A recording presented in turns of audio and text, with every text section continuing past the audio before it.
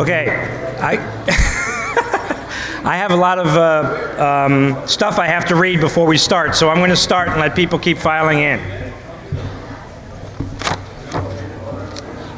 Oh, well, the first thing is you have to be quiet. Because, are you ready, Cor? Okay. Oh, first is going to be the Pledge of Allegiance, so you want that? Okay. Ready? Welcome. Please stand for the Pledge of Allegiance.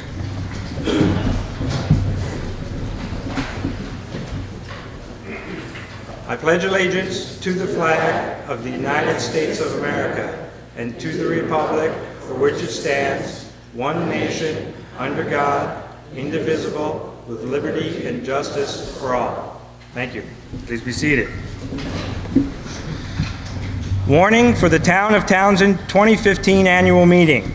The legal voters of the Town of Townsend are hereby notified and warned to meet in the Town Hall in Townsend, Vermont on Tuesday, March 3rd, 2015 at 9 a.m. to act on the following articles. If there's no objection, I'll refrain from reading the entire warning to you. Okay. Seeing no objections, I have a list of things. Good morning, welcome to the town meeting. Hopefully it's been a good year for you and glad you can attend. A special welcome to new Townsend residents and enjoy your first town meeting. It'll be quite a ride. My name is David Lebo. It has been a privilege to serve as your town and school district moderator for the past year and will continue to do so until my successor is chosen, which may be as soon as Article 1. The role of the moderator is to explain any procedural questions and please ask any clarifying questions before a vote. And you have the right to challenge any decision I make that you feel is improper. Voters should have checked in at the entrance and received a ribbon. The ribbon identifies you as a registered voter. Non-registers are not allowed to vote. If you do, we'll be voting again and the residents will not like you. Non-residents may participate in the discussion. However, we must suspend the rules with a 2/3 vote to do so. Before you speak, please stand and state your name clearly. Emily, we have a volunteer to pass around a microphone. Now that the town meetings are being videotaped for TV, I have had complaints in the past that people can't hear what you're saying on TV, and you want to be a TV star? Wait for the microphone. It's being audio taped and videotaped. Robert's Rules is the rules for this meeting. Read it and learn it. All motions and remarks should be addressed to the moderator. There'll be no discussions between town residents. All articles must be moved, seconded, and restated by the moderator before discussion may begin. Articles may be amended and amendments amended once. Yeah, we'll go over that later. Debate may be cut off with a 2/3 majority. However, calling the question when you don't have the floor is improper. You can't just raise your hand. You can't just stand up and call the question. Everybody speaks once per motion until everybody's had a chance to speak, and then you may speak no more than twice, unless we suspend the rules. There'll be no personal attacks. You'll be ruled out of order, and if I need to, we will have you removed, and there's a $200 fine in district court if you're deemed disruptive. During elections, only the person nominated will be allowed to give a brief introduction. When voting by paper ballot, please come up through the center aisle and exit through the sides.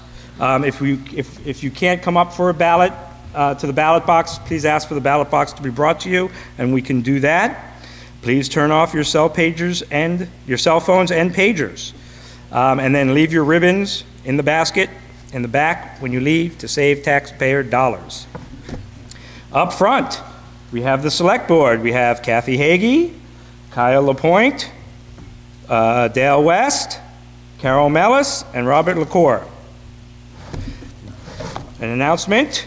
This meeting is being recorded by the Brattleboro Community Television for broadcast on Comcast and Southern Vermont Cable. Residents can watch the meeting on Channel 10 or streaming on demand at brattleboro.tv.org. Also, Brattleboro BCTV has a short survey available today in the back of the room. that if you could please fill out. They would appreciate your feedback. Thank you. Okay, so papers available, just so you know. On the side entrance there is a very important paper explaining the fiscal year 2016 budget proposal. That's article number, sorry, 7 and 8, something like that. 7 or 8, please, if you don't have one of those, read that. Community resources paper for phone numbers for emergencies and such.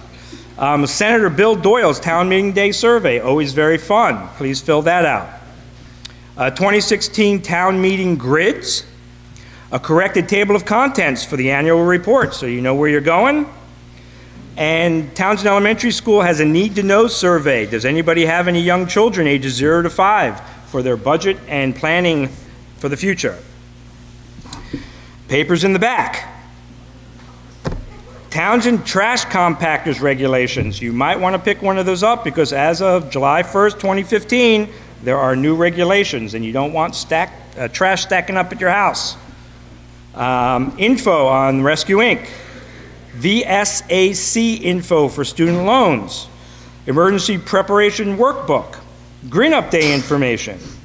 Unclaimed property from the state of Vermont. You might have money unclaimed up at the state. Please check to see if your name is there. And easy ways to get information on ways to get your tax income forms now that there's not so many of them at the post office. Info on license plate visibility issues. If you can't see your license plate, you could get a fine. The Brattleboro Community Television Survey is back there. And also another important survey, Grace Cottage Hospital has asked us to fill out a community health needs assessment to see where Grace Cottage Hospital is going. If you could please fill that out as well. There's a box for the BCTV survey and a different box for the Grace Cottage Community Health Needs Survey. And then also many kids coloring books and stuff if they happen to get bored. Okay, lunch. Lunch will be provided by the Harmonyville store. The town of Townsend pays for this lunch. Donations will be welcome to defray the costs. Next year, the town will not be paying for lunch and there will be a cost for lunch next year.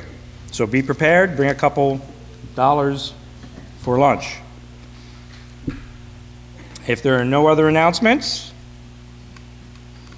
or objections, we'll move on to Article 1.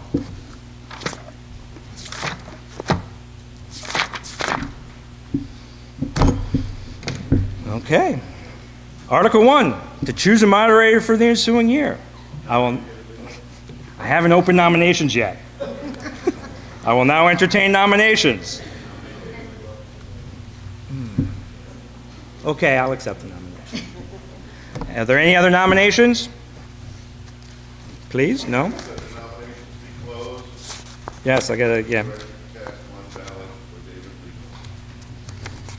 Yes, if there are no objections to hearing no more nominations, I declare the nominations closed and request and instruct the clerk to cast one ballot for David Lebo for town moderator. All those in favor, please say aye.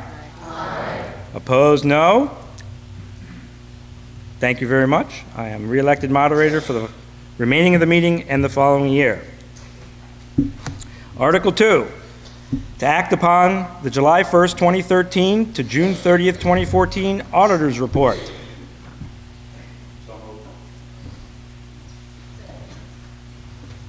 It's been moved and seconded to what? To accept, okay. To accept the auditor's report, July 1st of 2013 to June 30th, 2014 auditor's report. Is there a discussion?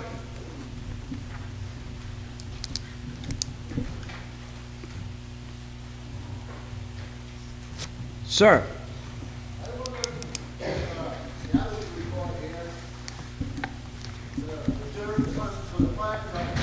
Page.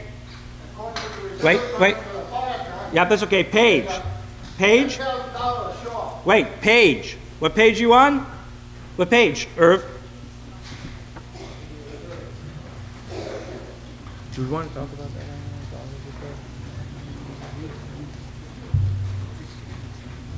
Wait. Yeah. Okay. Okay. So everybody knows what page. Sorry, Irv. Can you figure it out the page? Just so everybody knows. Where's the fire fund reserve? 14? Thank you, whoever yelled that out. Page 14? I don't see it on 14, do you? Oh yeah, the fire truck reserve. Is that what you're saying, page 14? Okay. Yes. Kristen.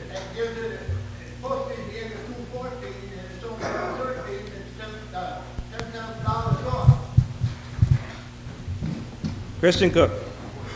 Chris Cook, and I'm the bookkeeper. We have the fire truck fund in a CD that only comes due in April. You can't put money in it until April. In April, we will put in 2 years' worth. Okay? It is listed elsewhere. This is 2 years ago we're talking about, not now. Should that 10,000 should have been put in there as of June 30th.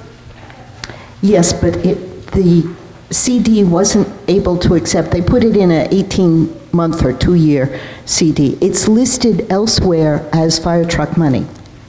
It's not in the general fund anymore, but it's sitting in, I think it's in River Valley now. It's in a fire department fund, but it's not in the fire truck fund. If it's not in that fire truck fund, it's not building interest on that, which it should be.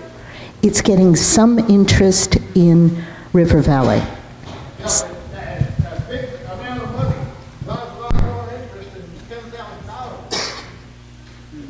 180 or 191,000 would draw a lot more interest than $10,000.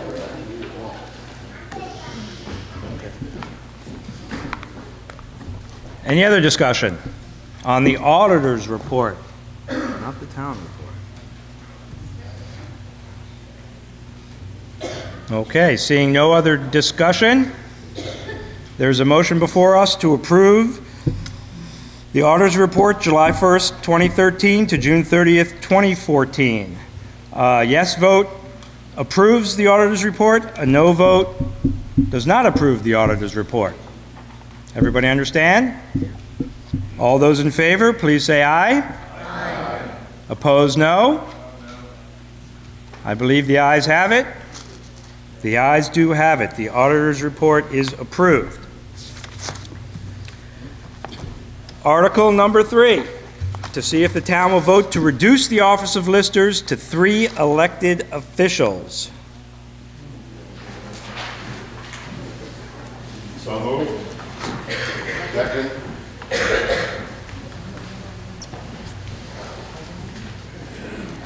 It's been moved and seconded that the office of listers be reduced to 3 elected officials. Discussion? No, sorry, in the back and then Kit. I have to go by hand. Emily, run to the back there. We got a microphone for you. Unless you can really yell loud. Okay, keep going, Emily, that's okay, you're close. State your name and turn it on. Turn it on.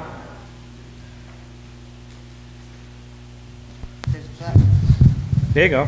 It's on. Now I hear it. All right, my name is Diana Lane. I think 3 is fine if it's okay with the listers. I know it's a lot of work, and we're grateful that they do all this work for us anyway, and going from 5 to 3 is just going to increase their workload. So I'd like to hear from the listers to see what they think. Thank you.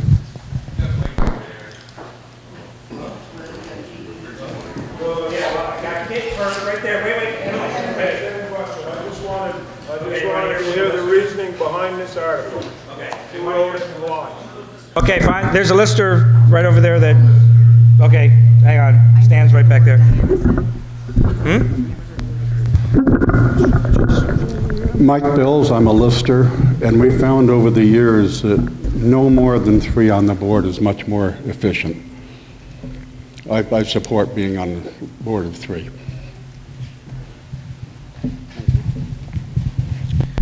Okay. Was that a good enough explanation? Okay. I mean, as moderator, I'm impartial. However, at pre-town meeting, the listers had a signed paper that all three of them, all three remaining listers, agreed with, yes, shake your head, yes, agreed with this article to reduce the listers to 3. They all 3 agreed. So, again, that was something I saw. Any other discussion? Mr. Hoffman right there, and then we'll go over that way. Nope, down the center, down the center.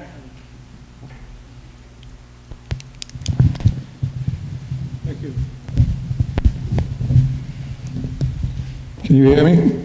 I guess so. For many years now, from what I understand, we've been short-handed as far as people to conduct the necessary motions that come up from year to year. I've heard it from past chairmans on the board that they need help. We desperately need help. Please help us because we cannot handle it ourselves. But here we are. Now you want to cut it down to 3 people. You're going to have less help. It doesn't make any sense to me at all to reduce it to 3 people.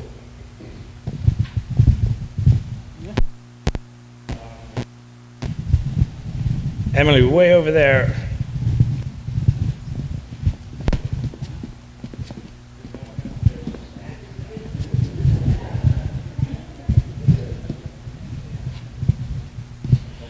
I'm Hetty Harris, and I am formerly a select board member, and from that time, I know we were trying to get the board reduced to 3.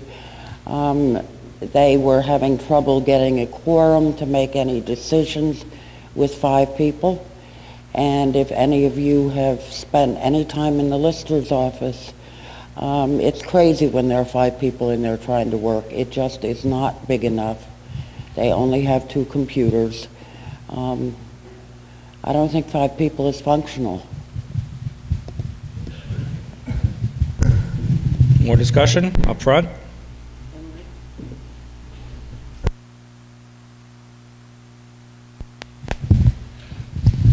Hi, I'm Gene Cook. I'm also on the board with Mike and Dick. We were when there were 5 of us, it was a little crowded, and we often didn't have that much to do. There are projects that we're working on. We're updating the maps, maintaining all the records and maintaining them accurately is a lot of work, and we do get people in the office pretty regularly who need information, usually property cards, appraisers, and real estate agents who need information. But the 3 of us have been able to handle it, and in talking about it over the last 3 months or so, it's been pretty plain to us that the 3 of us can handle it pretty easily. So that's why we all support this movement, this article, to reduce it to 3 members, because we don't really need any more than that. And it is a tight space for more than 3 people to work. So that's why we support it.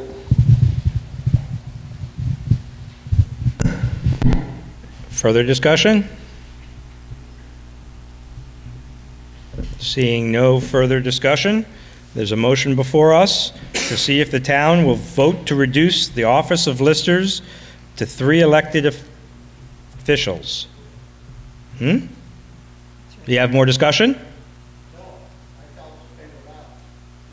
Okay, there's a motion before us. Are there 6 other town members for a paper ballot? I see 1. We need a total of 7. I do not, for a paper ballot. I see 2. What? Where? 1? Oh, there he is. 3. I see 3. 4. Wait, you were 1. She was one of the 3. Okay, I do not see 7 hands for a paper ballot. Okay, so we have a motion before us To see if the town will vote to reduce the office of listers to 3 elected officials. A yes vote passes the motion, and the listers will be reduced to 3. A no vote does not reduce it to 3. Everybody understand? All those in favor to see if the town will reduce the office of listers to 3 elected officials, please say aye. Aye. Opposed, no. No. I believe the ayes have it. The ayes do have it. The motion passes.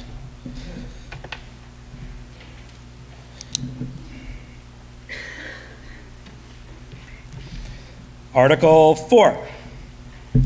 To see what salaries the town will vote to pay its various officials for the ensuing year. Town clerk, $34,540 per year. Town treasurer, $2,282 per year. Select board, 1 chair at $900 per year, and 4 members at $775 per year. Listers, auditors, assistants, and casual labor, $13.65 per hour. I will entertain a motion. Who yelled so moved? Charlie and Mr. Cook. Okay, it's been moved and seconded. What I just read. Discussion.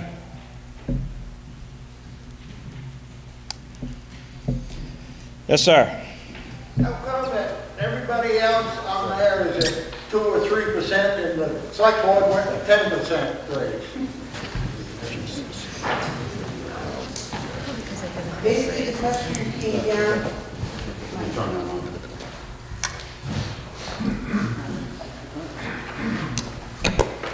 It's on. Basically, no, it's not. Turn it the other way. No, it is. Basically, we were looking at taking all select board members to $800 a person, with no separation with the chair, just a straight $800, because several members have other obligations that they have to have childcare or other issues that they're paying for out of their salary to be able to serve the town of Townsend. We thought it was only fair that everybody went to the 800. When it was put together and broken out for this town report, the automatic addition, a larger salary went to the chair, and the 4 members went to $775. But that was just a decision that was made when the report was put together. That's not necessarily how we discussed the increases for the select board. I was just wondering how come it's such a difference. But you went on a percentage basis or what? It figures out the select board's 10%, everybody else is 2 or 3. Well, basically, the select board, if you go back through the town reports, hasn't changed, because I believe several years ago they tried to increase the wages for the select board, and that was changed at town meeting. So this was an attempt to catch up. And as I said, we discussed the possibility of going $800 for 5 members, or a total of $4,000 for the select board. And it just got divided differently in the report. Like that, or like a nice sugar road to the board, a little bit more money, what kind of encouragement? Did you want to stand up and... I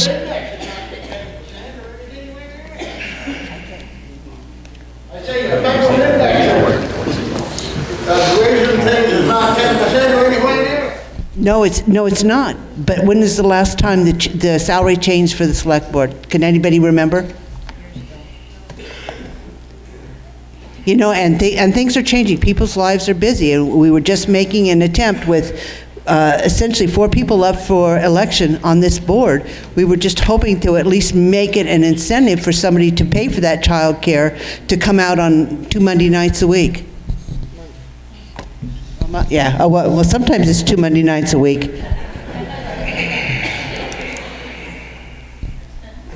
Further discussion. Yes, please stand and state your name. Philip Royeri.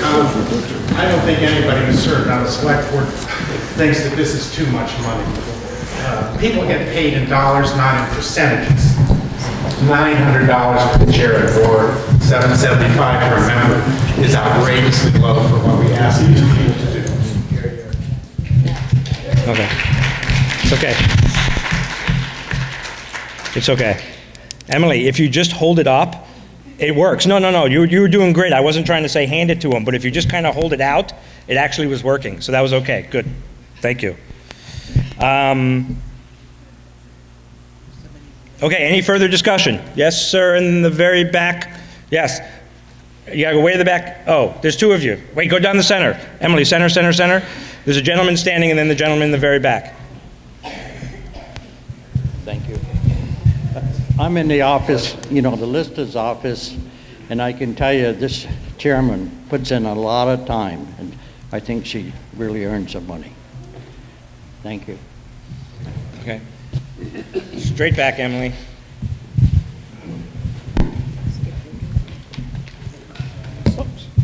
Hi, I'm Skip Woodruff, and I'd just like to say that isn't working. Yeah, turn and push it up.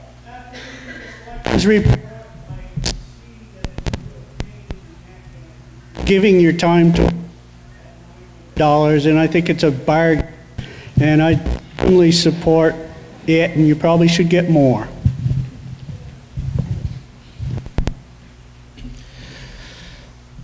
Any further discussion? Seeing no further discussion, there's a motion before us to see if the town will vote to pay its various officials for the ensuing year. Do you want me to read them all again? No?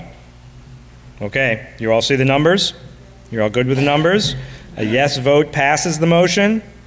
A no vote defeats the motion.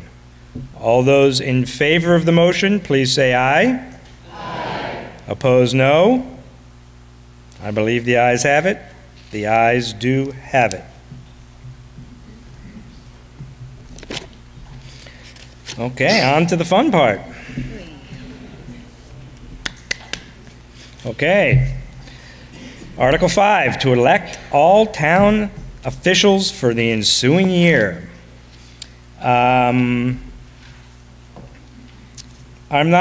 If there's no objection, I'm not going to read all the available positions. We're just going to go through them one by one, starting from the top and moving on down. Everybody okay with that? Everybody have the town report that they're looking at. They can see all the positions available. Everybody that's here, we'd love for you to join the town and run. Throw your hat in the ring. Okay, so I will now entertain nominations for a one-year term as town clerk. Anita Bean has been nominated. Nominations don't need, no, that's okay. Now, I should have read that, it's on my reading list. Nominations don't need seconds. Generally, you're not allowed to speak, but here in Townsend, we do sometimes allow somebody to introduce themselves for a brief moment. I think that's appropriate. No personal attacks between nominations, no brawls, nothing like that. Newly elected officials, if we get those that get elected before lunch, please come up front to be sworn in. Those that get elected after lunch, please stay after to be sworn in. And then if there's 3 or more candidates, we'll go through that if that occurs. Wouldn't that be great? Okay, so, sorry. There's been a nomination for Anita Bean for town clerk. Any other nominations? Seeing no other nominations, and if there are no, yes, sir. Yeah, okay, I could do it. I could do it. If there are no objections and hearing no further nominations, I declare nominations closed and instruct the clerk to cast one ballot for Anita Bean for town clerk for 1 year. All those in favor, please say aye. Aye. Opposed, no. The ayes have it. Congratulations. Town treasurer. A 1-year term is available. Why do I have 1 and 2? It's a 1-year term. Entertain nominations. I don't know if I should say that. Should I announce who the person is that's in office? Yes? Okay, I don't want to be influential to try, that's what, okay. But you guys, you're okay with it, okay.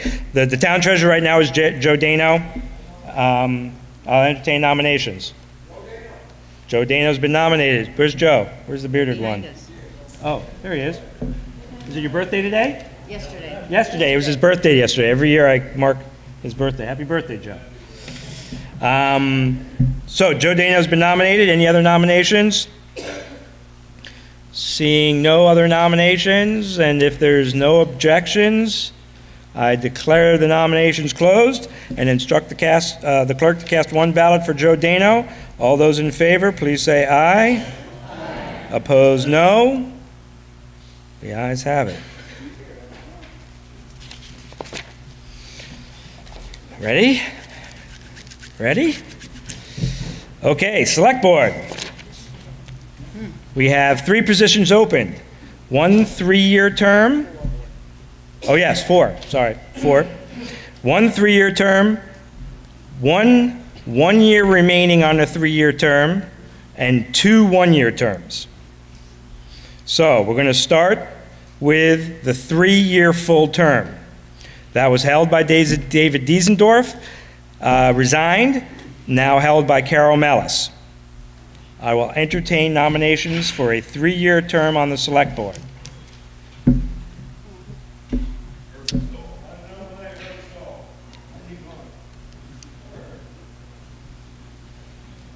Come on, $900, all right? Irv declines. Carol Mellis. Carol decline. I saw it, yes?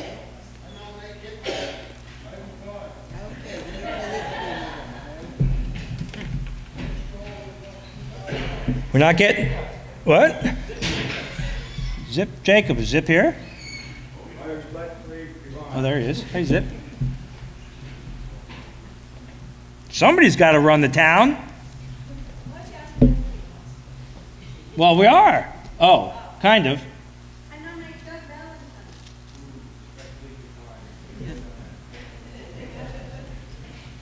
I'm running out of room to write decline. Just put no. Kyle LaPointe.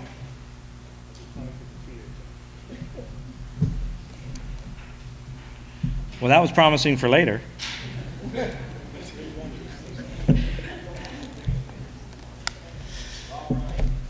Rob Wright?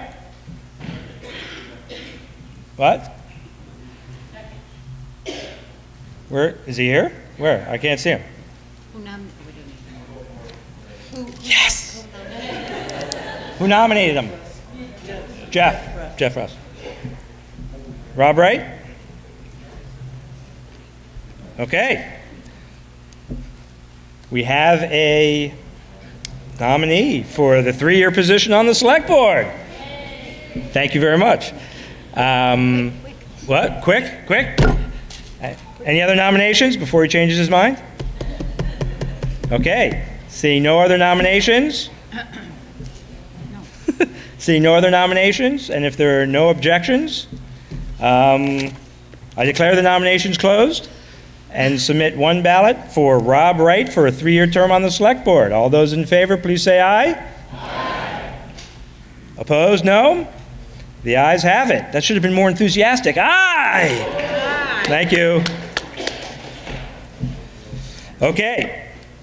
Next position is a Select Board, 1 year remaining on a 3-year term, which means you only have to do it for 1 year before your position is up again for re-election next year. Okay? That was Hetty Harris' position, resigned, and now held by Kyle LaPointe. I will now entertain nominations. Irv's been nominated. I think this is going to be a running theme, so.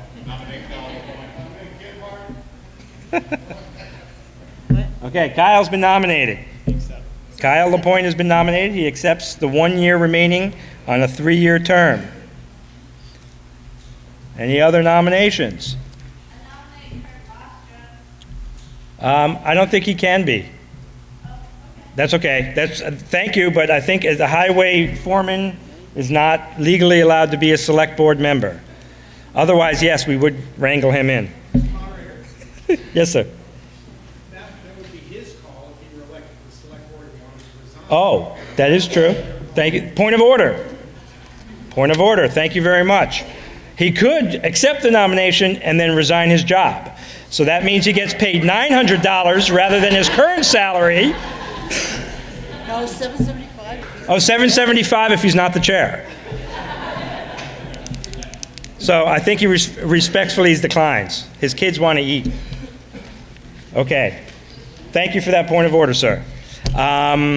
Okay, seeing no other nominations, and if there's no objections, I declare that the nominations be closed and instruct the clerk to cast one ballot for Kyle Lapointe for a 1 year remaining on a 3-year term to the Select Board. All those in favor, please say aye. Aye. Opposed, no. The ayes have it. You have been elected. If there's our representative to the legislature, Vermont legislature, is here right now. If there's no objection, it requires a 2/3 vote if there's an objection, but if there's no objection, we would like her to speak now. Would somebody like to? Okay. Time. 10 minutes? 10 minutes? Okay. She's 10 minutes. Okay. So if there's no objection, it's been moved to suspend the rules for 10 minutes to allow Emily Lapointe, our state representative, speak. Any objections? Seeing no objections, the rules are suspended, and she's going to, right here, one more.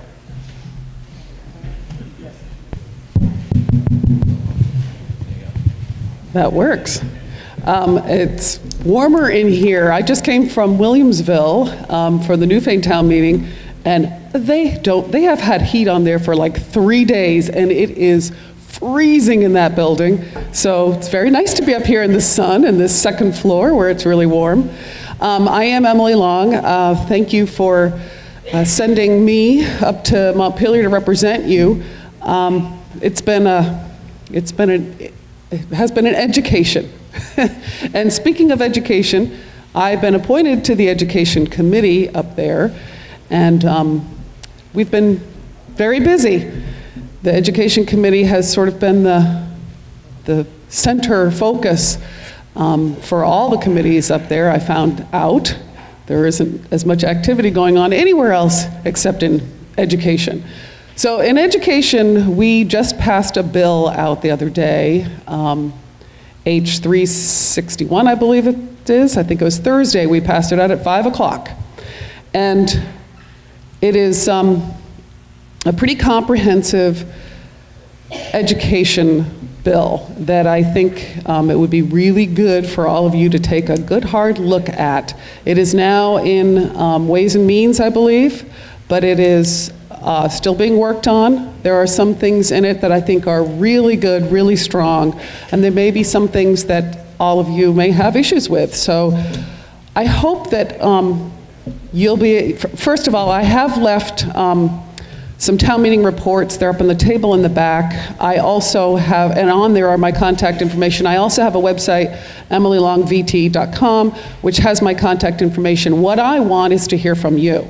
I'd like to hear from you about this. I'd like to hear from you about all the other things that are going on. One of the, I mean, if you want to hear about education, I can go into all kinds of details around that bill, but there's other things going on up there as well, and it's really important that I get feedback from all of you so that I know where my constituents are on issues. So please feel free to contact me in any way. I get a lot of emails.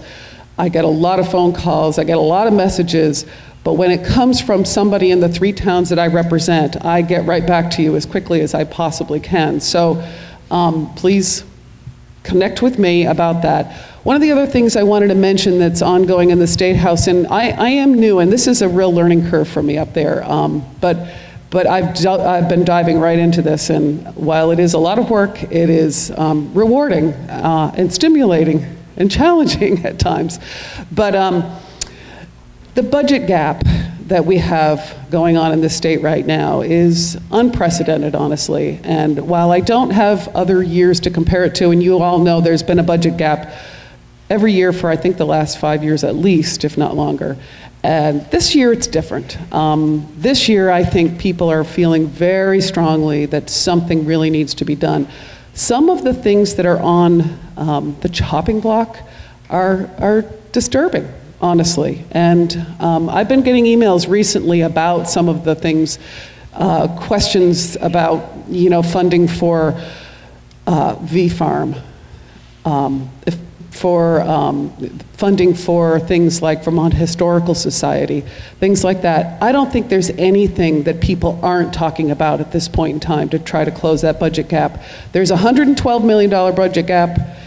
93 million of that has been addressed in the governor's budget, but there is another 18 million or so that we still need to come up with. And so we're working very hard on that. Lots of other bills. I just had a question in Newfane about Efficiency Vermont. There's a lot of concerns. I've been getting some emails about Efficiency Vermont, whether that's been cut. Actually, Efficiency Vermont has not been cut. It has been frozen, and there's this new efficiency bill coming out called on H40, I believe it is, and there's a new method that we're hoping to be able to use for funding families who, the things that Efficiency Vermont does today. Right now, they still have their funding. They've got it for the next 3 years. It's being frozen, but when you need your home insulated, you need to have upgrades to your heating system, things like that, things that Efficiency Vermont's going to do. There's a new reset program that's being proposed, and if it passes, that will allow for 3 tiers of work, and the third tier is similar to what Efficiency Vermont's doing. This is a very complex bill. I don't want to tell you I understand every bit of it. I know there's a lot of people up there who don't understand a lot of it yet, but we're still trying to figure out all the pieces to this. So anyway, those are some of the big things. I don't know if there's questions anyone has. Turn it over to you. Yep. Any questions?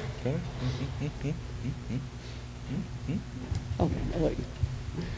Run over there and Hey, just hold it. how are you? Two things, questions. One is, it seems in the education bill, whenever we've had a change, first of all, Townsend's always gotten screwed. It's an assumption that we operate on. And second, the more there is a disconnect between what we vote on here and what our taxes are, the more unhappy people become. We need to see a direct connection between what we vote on and what our taxes are and the education we're providing our kids. I'm sure you understand that. I do. The second thing is, I would like to know, is there any plan to revisit the open meeting law changes, which have in effect shut down many town websites and restricted the flow of information instead of improved it? Well, that second question is something that I haven't heard come up at all.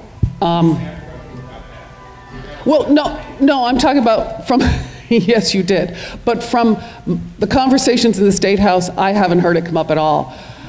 I recognize that in the town of Townsend, you have removed the website, I guess. I'm clearly, so I don't know. I haven't heard of any revisiting of that yet. I can follow up and let you know. I will try to find out whether this is something that people are feeling that they need to do. The open meeting law piece, though, is really about transparency, and I know what your concerns are is that if websites aren't up, how could we be transparent? So it's really important that we are following through and making sure that everybody does have a website. I mean, everybody's using websites today, there's no question. The ed funding piece, I should just mention about this bill, what this bill does is, it's a real challenge when you allow flexibility in governance change and around mergers to actually understand where you're going, until the mergers actually take place. It's hard to understand where you're going to see the savings. And what we've been told over and over again in Montpelier, and I know all of you have heard it too, we need property tax relief. And we're hearing it all the time. People are feeling very uncomfortable about the increases we've had. But we've also been told that we don't want Montpelier to be telling us what our school systems look like. So I've been working really hard to make sure that this bill has flexibility in it, that it allows for communities like ours to say, we want to keep our school open, or we want to merge with someone else, and here's the way we want it to look like. So that's the piece in here, I think, that's really important for us to understand. When it comes to the question about, what was the question? I'm sorry. Oh yes, there's a ballot, in H31, H61, 361, there's a ballot language that's going to help that. There's also, which means that when you vote, if this bill passes, when you go to the ballot box and you vote on your school budget, it will say what your per pupil spending is, which will make that a lot more transparent for people. People don't understand that piece. This is a complicated ed funding system. There is no question about it. I'm a lot more familiar with the ed funding system, having been a school board member for 20 years, and I have a hard time explaining it, and I have spent the last 2 months explaining it to those on the education committee. There's a lot of new people on the education committee. It is a complicated ed funding system, but it is also one of the most fair ed funding systems by most standards all over the country.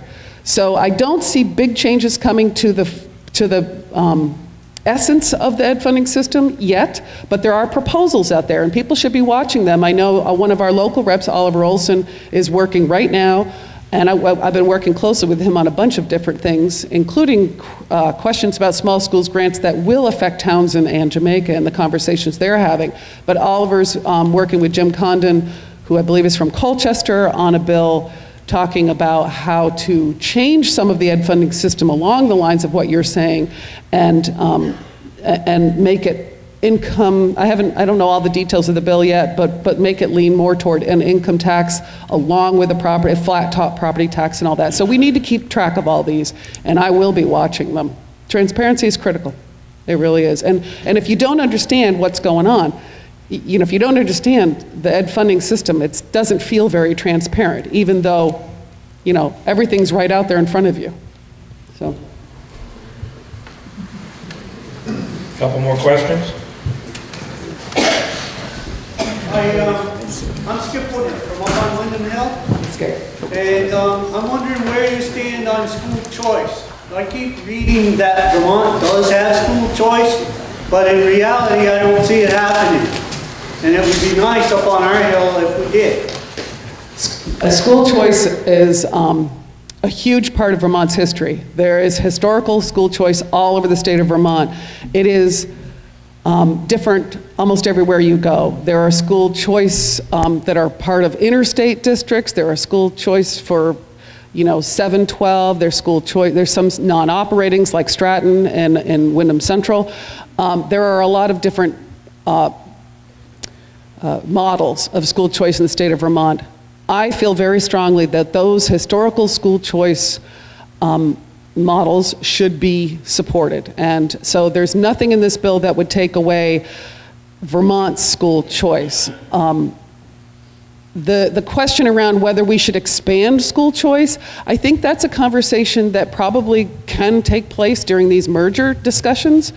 There is no bill out there, proposing to expand school choice, but I think that when you are looking at integrated education systems, which is what this bill is requiring actually studies about integrated education systems, there are ways to expand some school choice. If you can form an integrated education system that encompasses multiple schools, there is nothing stopping you from offering school choice within that integrated education system amongst your students. So, for example, Chittenden East has just formed a RED up there, and they were able, we just took testimony on this a few weeks ago, they were able to, they had a large kindergarten class coming into one of the schools, and they didn't want to hire another teacher because it would have cost extra money and it really wasn't enough to actually hire a whole extra teacher. So they went to the parents and they said,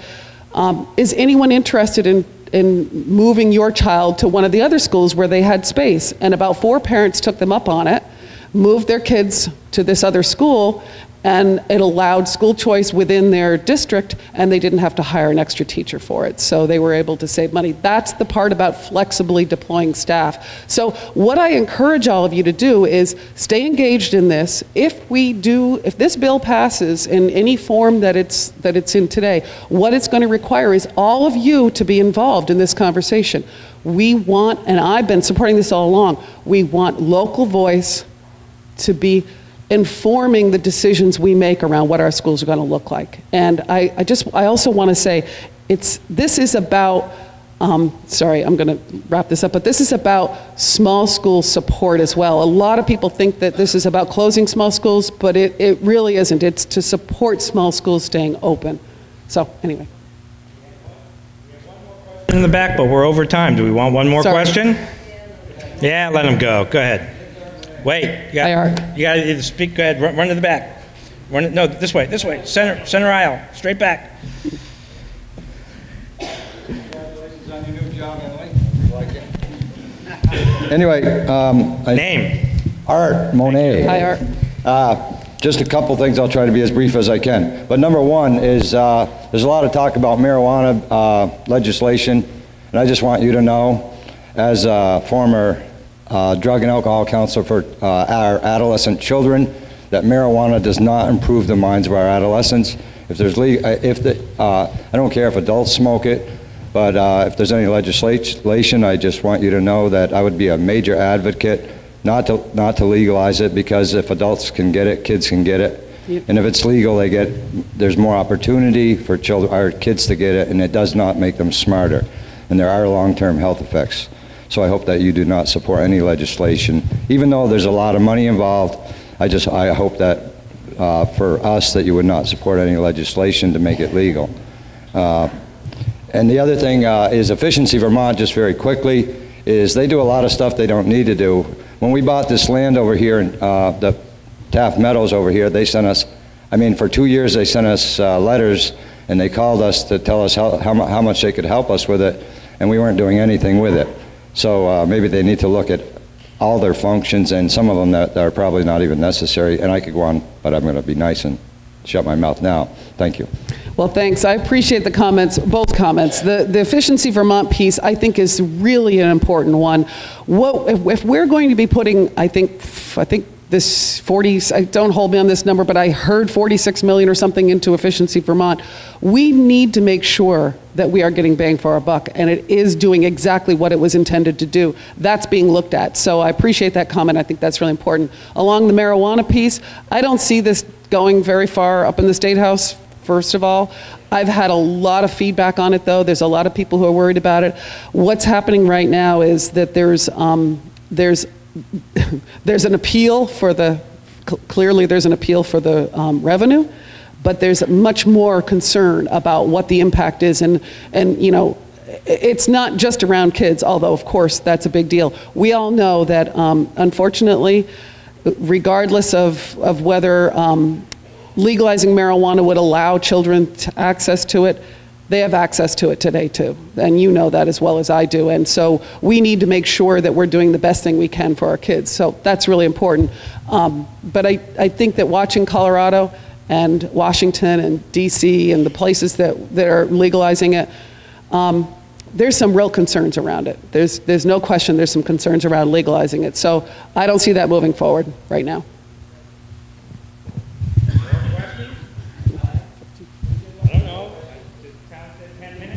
It's up to you. Minutes and it's longer. What does the town say? I'm here to facilitate the town. More? More questions? Or move on? One more. One more. Okay, this is not, excuse me, I'm Rick Hagee. You know me. This is not a question, it's a comment revisiting the open meetings law piece. Yeah. The state of Vermont, the committees who make these rules, don't even take minutes. So I can't go to the state of Vermont website and follow what's going on when they're trying to play with things. So as far as the legislature goes, in all things, before you start telling the towns what to do, maybe you need to clean up your own act. So thank you for that. Our meetings are all recorded, and so I honestly, being new, this hasn't come to me before. I'm going to follow up on it. I know that everything that we do in our committees is recorded. I know it is available for people to see. I just don't know where. I mean, and I will find that out. All the documents are on the website. Honestly, I will tell you, the website has gotten a ton better. Years ago, I used to go on and try to find information about what was going on up there, and I couldn't find anything.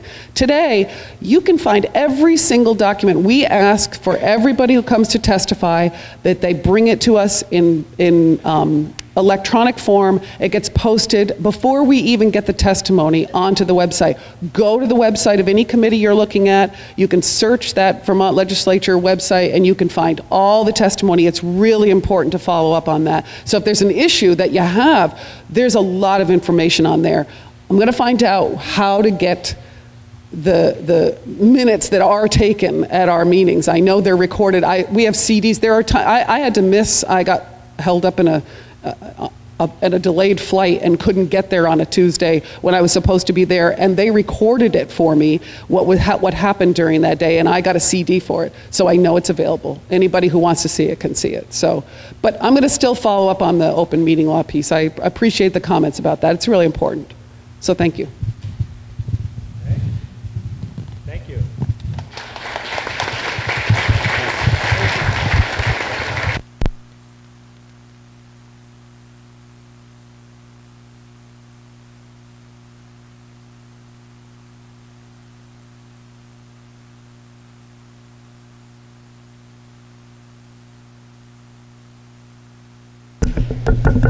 Okay.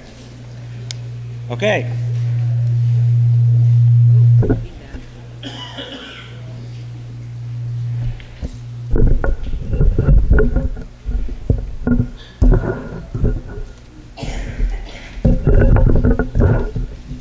Thank you, Emily Long. Thank you, Emily Long. Okay, we're in the middle of elections. We're working on the select board. We just elected 1 year remaining on a 3-year term. We now have 2 one-year terms for the select board. I will now entertain nominations for the first 1-year term on the select board. Irv, you going to accept this one? You going to accept, Irv?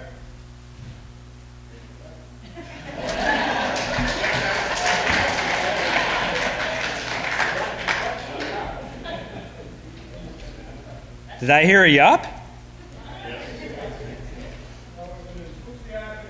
I know. Patrick Kiernan?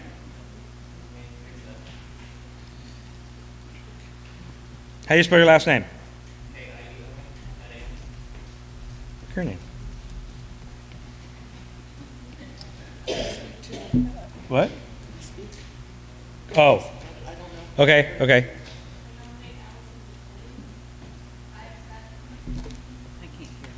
Allison, 1 L or 2 L's? 2 L's? D-E-R-C-O-L-I. Dracoli. Okay. Any other nominations? Yeah. Okay, let me get all the nominations. Okay. Okay, well, hang on. Okay, seeing no other nominations right now. Okay, it's been asked that each nominee just give a brief statement on who you are and anything else you might want to say, just 30 seconds, 45 seconds. Irv was the first nominee. Got anything to say, Mr. Stowell? Okay, been there, done that. Mr. Kernan. Wait, take the microphone so they can hear, everybody can hear you. Thank you. Tom. Okay. I've met some of you. I look forward to meeting a lot more, but we just moved in, and I look to invest into the town and help it as any way I can. Thank you. This is... Hi, I'm Allie Dercoli, starting a farm in West Townsend. Volunteer quite frequently at the West Townsend Community Project, and I'd love to help out the community as much as possible. Thank you. Okay. No other nominations. This is going to have to be a paper ballot. Hang on. Okay. So it might be easier to do first names. Okay. We have Irv, Patrick, and Allie, or Allison. Okay. Irv, Patrick, or Allison. Please, where's the ballot box? Guys got the ballot box? Oh, it's right there. We'll bring it down. Okay, please fill out your ballot. Bring it right up front. I declare the ballot box open. One vote, one person. One vote, one person. No. One vote for one person. Don't vote for more than one person. And no, Art, you don't get 5 votes. Okay, ballot box is closing. 3, 2, 1. Ballot box is now closed. While they're counting the vote, our esteemed town resident, Charlie Marchant, wants to briefly talk about, what are you talking about? Oh, the, Right, the, where's it? The call list. The community resource call list for Townsend. He just wants to briefly say something about it. Good morning.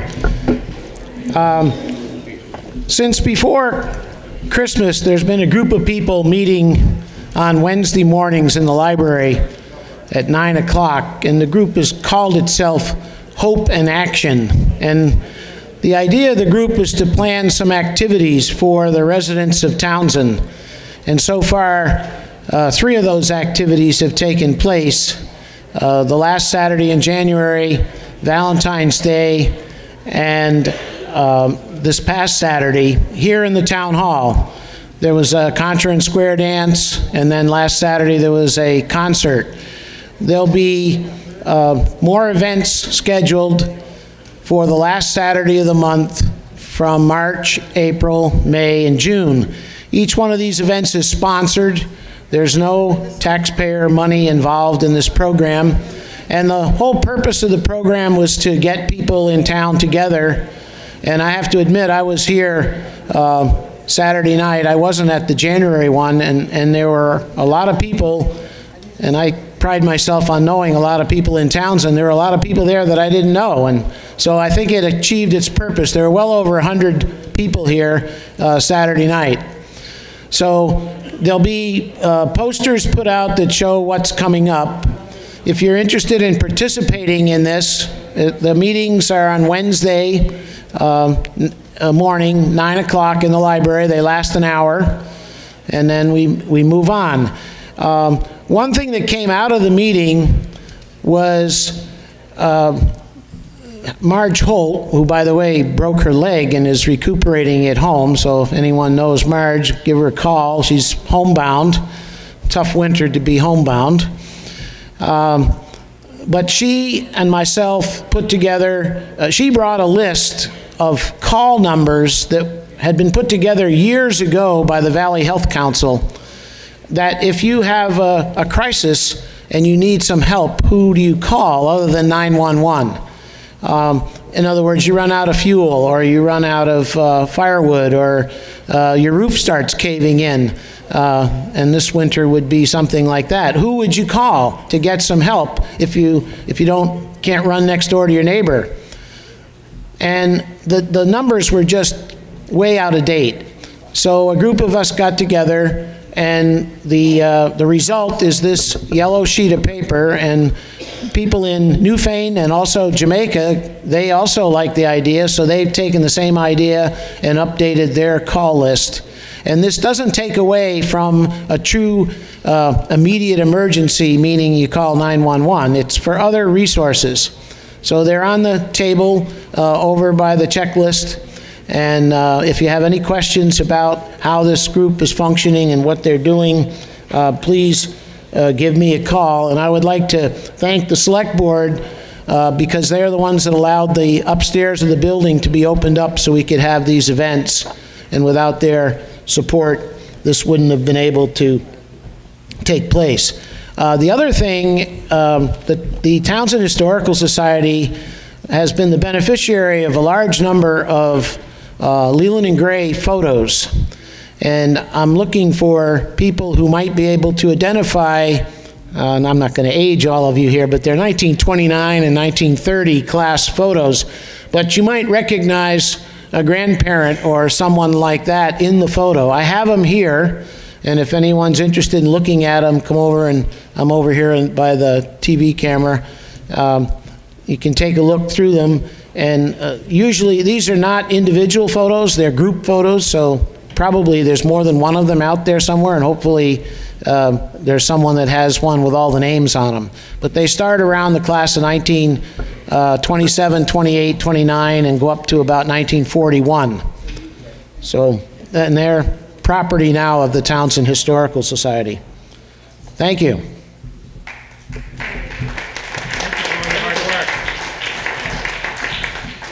Thank you, Charlie, for all your hard work. We're still tallying. Talk amongst yourself.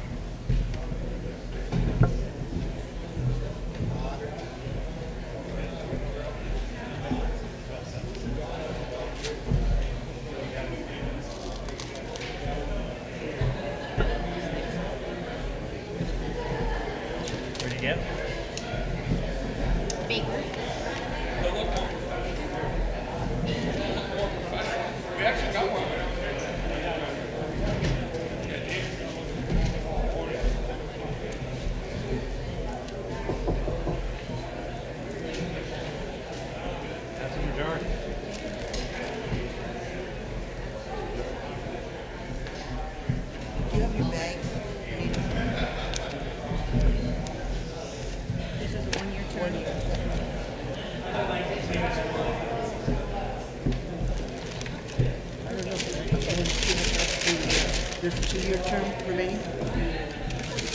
Yes.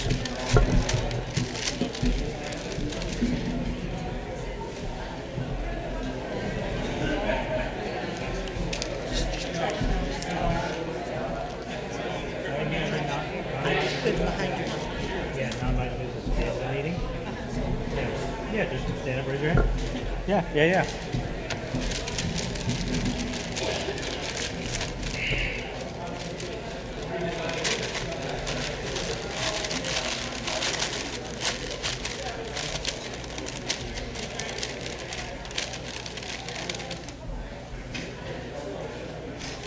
What's the difference between blank and spoiled?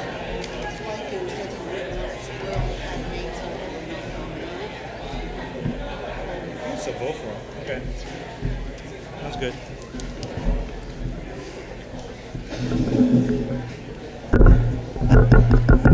Ready?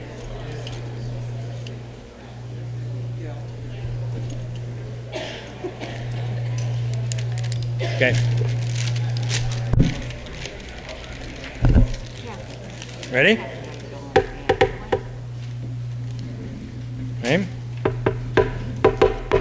Have the results of the election for Select Board for a 1-year term. There were 106 ballots cast. 55 for Irv Stowell, 18 for Patrick Kernan, and 27 for Allison Dracoli. 4 blank, 2 spoiled. So the majority has it, and Mr. Stowell has been elected to a 1-year term on the Select Board.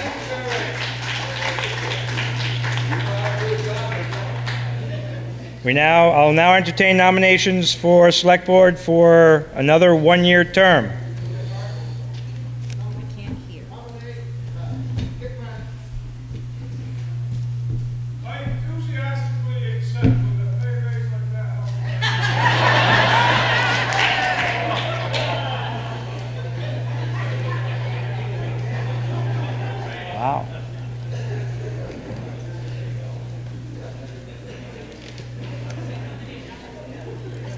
Allison Dracoli has been nominated.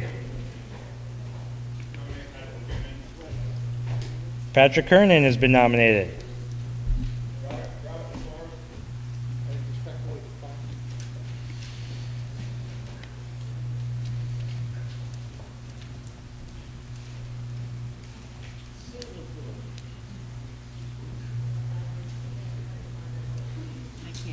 Sue LaClure declines. Mm-hmm.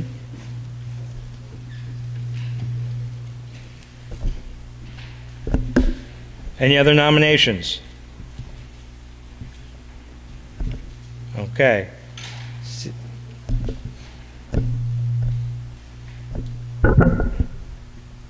Seeing no further nominations, we will again have a ballot election.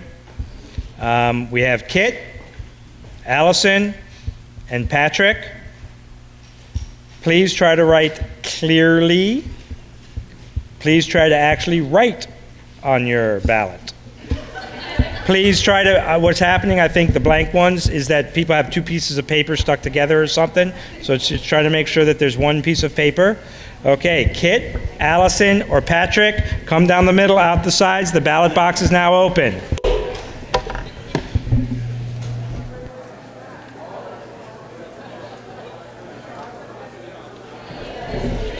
Going to close the election. 3, 2, what? Hold on for what? Oh.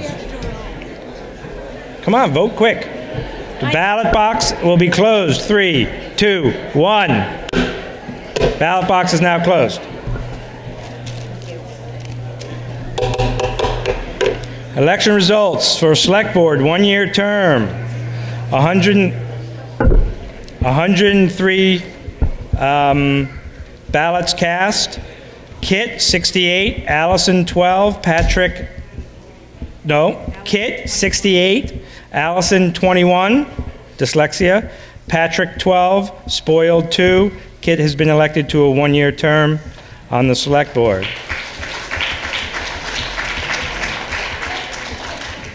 Thank you to all those who accepted nominations. Okay. Moving on to listers elections.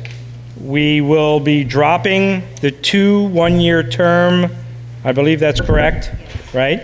We're dropping the 2 one-year term elections because we previously voted to only have 3 listers.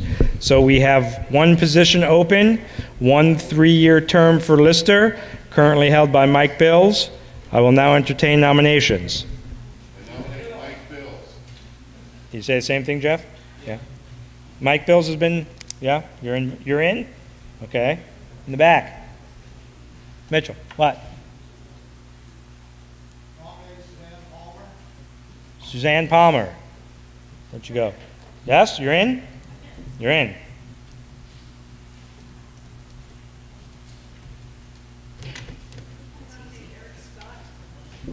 Eric Scott. Yes? Who is that? No. Who nominated? Who nominated? Kathy. Eric Scott. Okay. Any other nominations?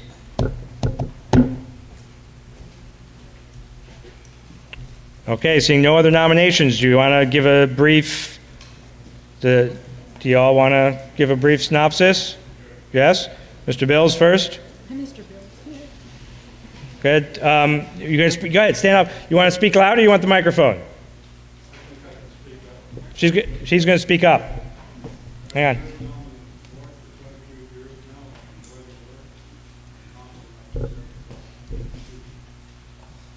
Thank you. Ms. Palmer, would you like the microphone or no? Okay.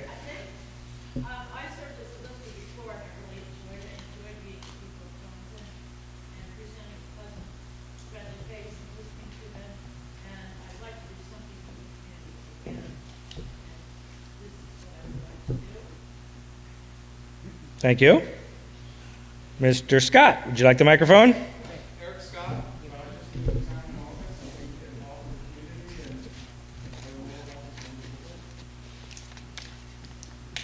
Thank you. Okay.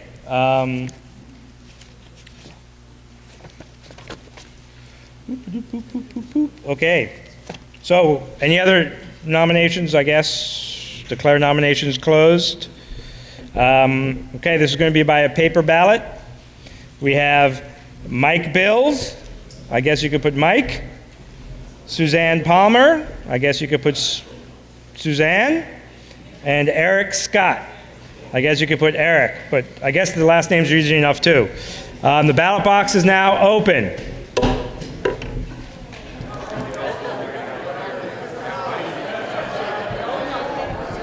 Anybody need the ballot box brought to them? Seeing no other ballots, the ballot box will close in 3, 2, 1. Ballot box is now closed.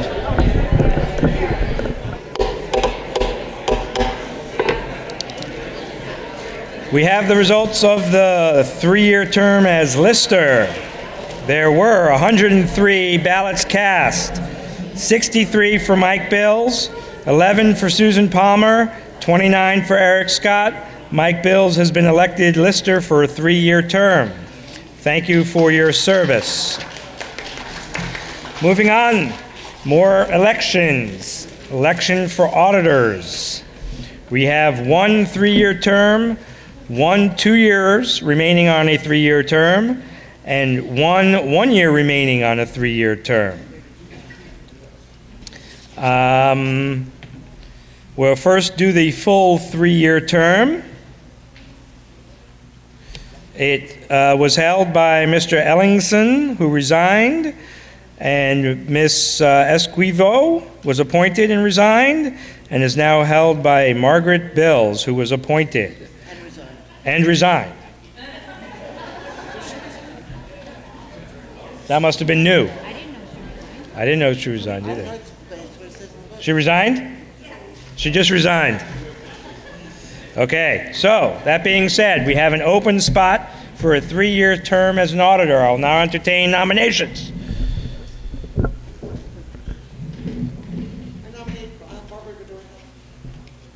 Barbara Bedortha has been nominated.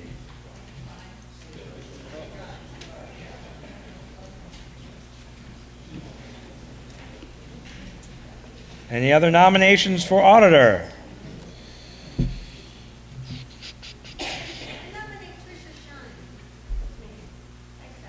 Tricia Shine.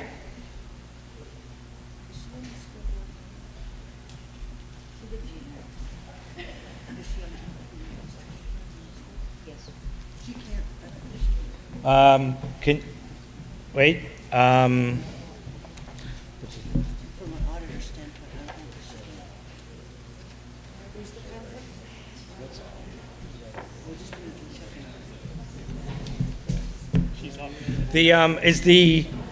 Phil, are you on the school board? The elementary school board. School board and town auditor, is that compatible? We'll give you a second. He has a little chart that he brought up to me because I made a mistake. The select board and the highway commissions are compatible. So Kurt could have run for both and made an extra $775 for your kids. But I did talk to him and he said he still wasn't interested. So, are there any other nominations while we wait for this? Yes, sir. Richard Lucier. Where's Dick? Dick declines. Any other nominations? Any of you guys? What? Oh, are you nominating him? We have a nomination for Patrick Kiernan.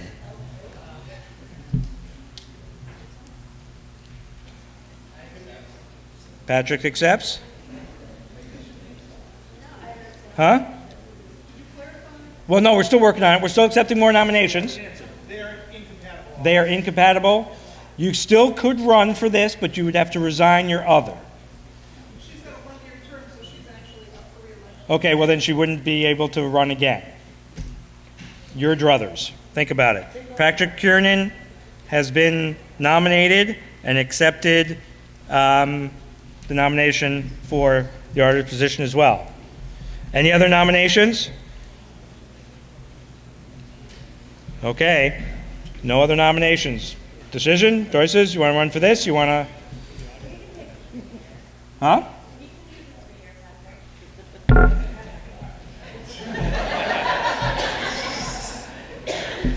He's very, very graciously. Okay, so you're going to say no for this position at this time.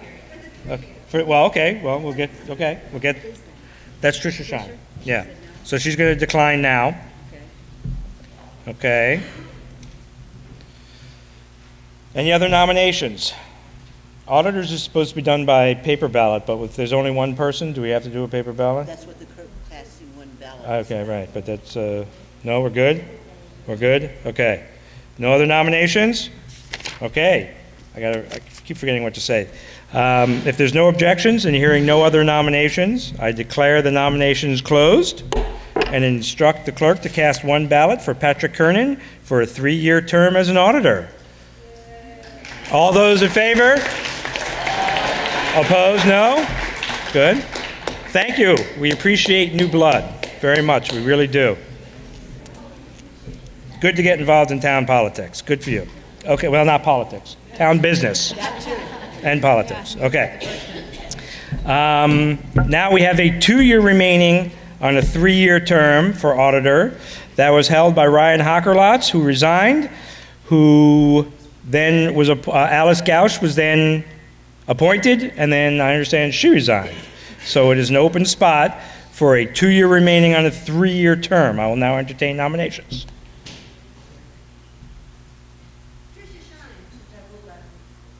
Okay, that's, okay.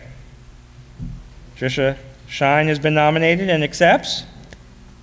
Any other nominations for a 2-year remaining on 3-year term auditor? Seeing no other nominations, and if there's no objections, I declare the nominations closed and instruct the clerk to cast one ballot for Tricia Shine for a 2-year remaining on a 3-year term to the auditor. All those in favor, please say aye. Aye. Opposed, no. The ayes have it. Congratulations. Auditor, 1-year remaining on a 3-year term. That was held by Kristen Cook, who resigned, and then Barbara Bedortha was appointed, and I don't think she's resigned yet. Huh? Okay, well, Barbara Bedortha has now been nominated. Okay. Barbara declined. Any other nominations for 1 measly year on the auditors? Christina Wright. Oh, well, you can get divorced. Okay, I understand. It's okay. You can get divorced over him being on the select board, right? Okay. She can't, no, that's a good point. Any other, there was another, somebody said something over here when that was, no? Any other nominations? Margaret Bills has been nominated.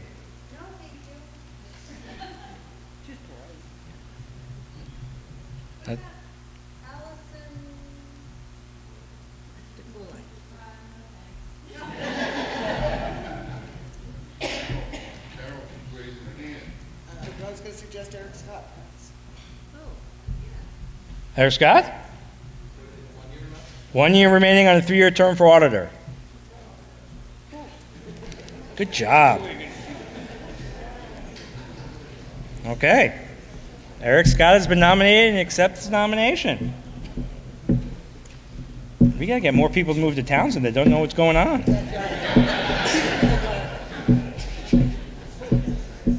Any other nominations?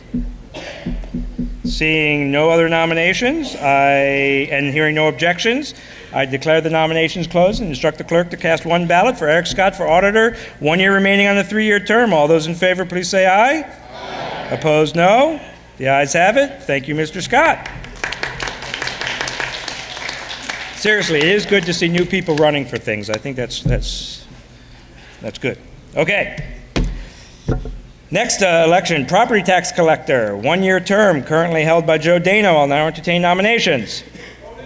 Joe Dano has been nominated. Mr. Tax Collector, do you accept? He accepts. Any other nominations? Seeing no further nominations and hearing no objections, I declare nominations closed and instruct the clerk to cast one ballot for Joe Daner for property tax collector. All those in favor, please say aye. Aye. Opposed, no. The ayes have it. Don't let Joe show up at your door. Delinquent, oh no, this is the one. Delinquent tax collector. 1-year term currently held by Becky Nystrom. I will now entertain nominations. Becky Nystrom has been nominated, I should ask. Yeah, you're in? Okay. Becky Nystrom has been nominated. Any other nominations? Seeing no other nominations, and if there's no objections, I declare nominations closed and instruct the clerk to cast one ballot for Becky Nystrom for delinquent tax collector. All those in favor, please say aye. Aye. Opposed, no. The ayes have it. I believe the ayes have it. The ayes do have it. First constable, 1-year term, currently held by Warren Beatty. I will now entertain nominations. Where is he? I saw him before. Where are you? Nod your head. Where is he? Oh, there he is. Nominations. You're bent over back there. Do you accept the nominations? Yes, he accepts the nomination. First constable. Any other nominations? Seeing no other nominations and hearing no objections, I declare the nominations closed and request the clerk to cast one ballot for Warren Beatty for first constable. All those in favor, please say aye. Aye. Opposed, no. I believe the ayes have it. The ayes do have it. Second constable, 1-year term, currently held by Mike Cutts, who is not here. Is he here? Nominate Mike Cutts. Is he here? I mean, we can nominate him if he's not here. He accepts? Oh, wife says he accepts? Warren says he accepts. Okay. Okay, that's okay. He can do something later. So Mike Cutts has been nominated. Any other nominations? Seeing no other nominations and hearing no objections, I declare the nominations closed and instruct the clerk to cast one ballot for Mike Cutts for second constable, 1-year term. All those in favor, please say aye. Aye. Opposed, no. The ayes have it. Town Grand Juror, 1-year term, currently held by Margaret Bills. Nominations? Margaret Bills. Yes, you're in? Okay. Ms. Bills is in. Any other nominations? Seeing no other nominations and hearing no objections, I declare the nominations closed and instruct the clerk to cast one ballot for Margaret Bills. All those in favor, please say aye. Aye. Opposed, no. The ayes have it for Town Grand Juror, 1-year term, just to be clear. Town Agent, 1-year term, currently held by Carol Mellis. I will now entertain nominations. Carol Mellis. She's in. Carol Mellis has been nominated and accepts the nomination for Town Agent, 1-year term. Any other nominations?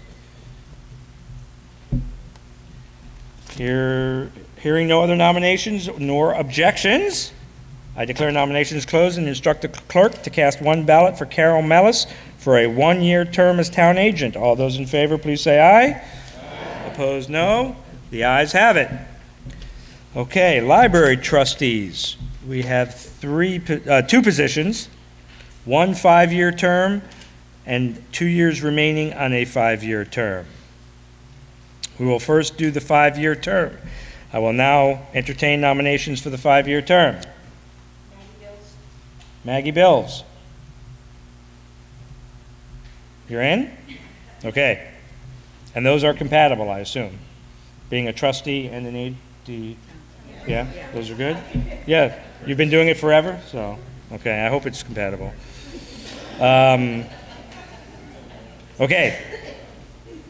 So Margaret Bills has been nominated. Any other nominations for the 5-year term as library trustees?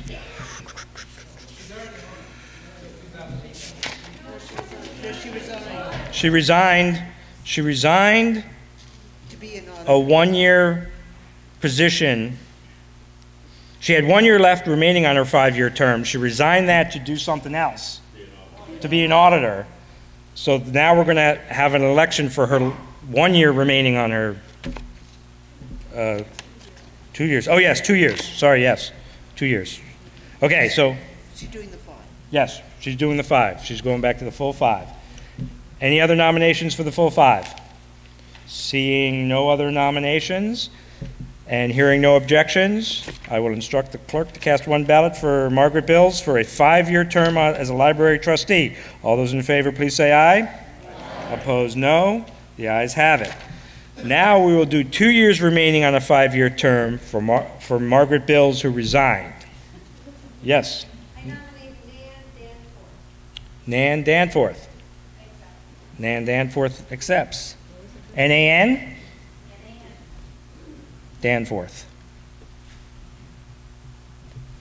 Nan Danforth has been nominated for 2 years remaining on a 5-year term library trustee. Any other nominations?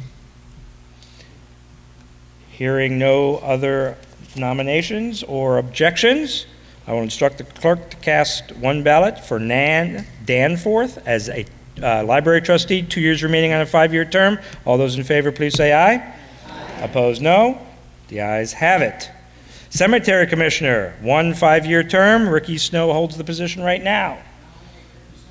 Ricky Snow has been nominated. Is he here? I didn't see him. No, but okay. He's accepted by proxy. Any other nominations? Hearing no other nominations nor objections, I will instruct the clerk to cast one ballot for Ricky Snow for a 5-year term as Cemetery Commissioner. All those in favor, please say aye. Aye. Opposed, no. The ayes have it. Holy cow. Very good. Okay, moving on. Still got an hour. Article 6, to see if the town will authorize its property tax collector to receive its real property taxes quarterly, August 28, 2015, November 30th, 2015, February 26, 2016, and May 27, 2016. Monthly interest will be charged at the rate of 0.5% or fraction thereof. Interest of 1% or fraction thereof plus penalties will commence June 1st, 2016. Your pleasure. So moved by Irv. Second by Mr. Cook. Discussion? Seeing no discussion, a yes, no discussion, pretty boilerplate. Seeing no discussion, a yes vote passes the motion, a no vote defeats it. All those in favor, please say aye. Aye. Opposed, no. I believe the ayes have it. The ayes do have it. The motion passes.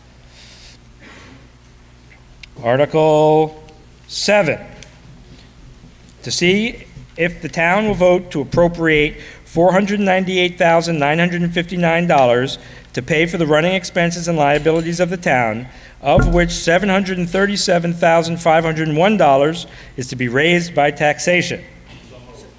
So moved. Craig and Mr. Cook. Okay, wait. Okay, the maker of the motion gets to speak to the motion to try to explain the motion to everybody. He's going to defer to the select board. Okay, get the microphone, get ready.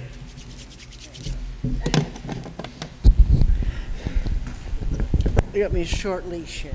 That's it. I'll take to the floor. In the back, there's a piece of paper as a handout. It says explaining the FY 2016 budget.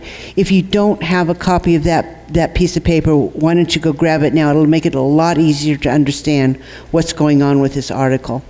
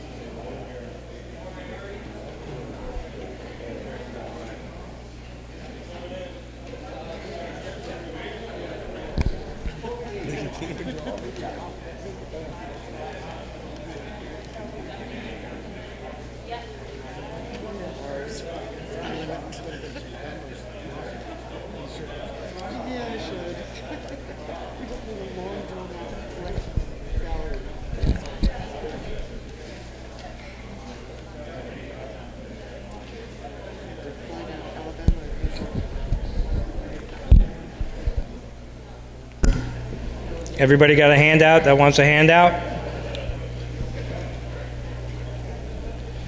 Yes? Everybody ready for the explanation? Okay.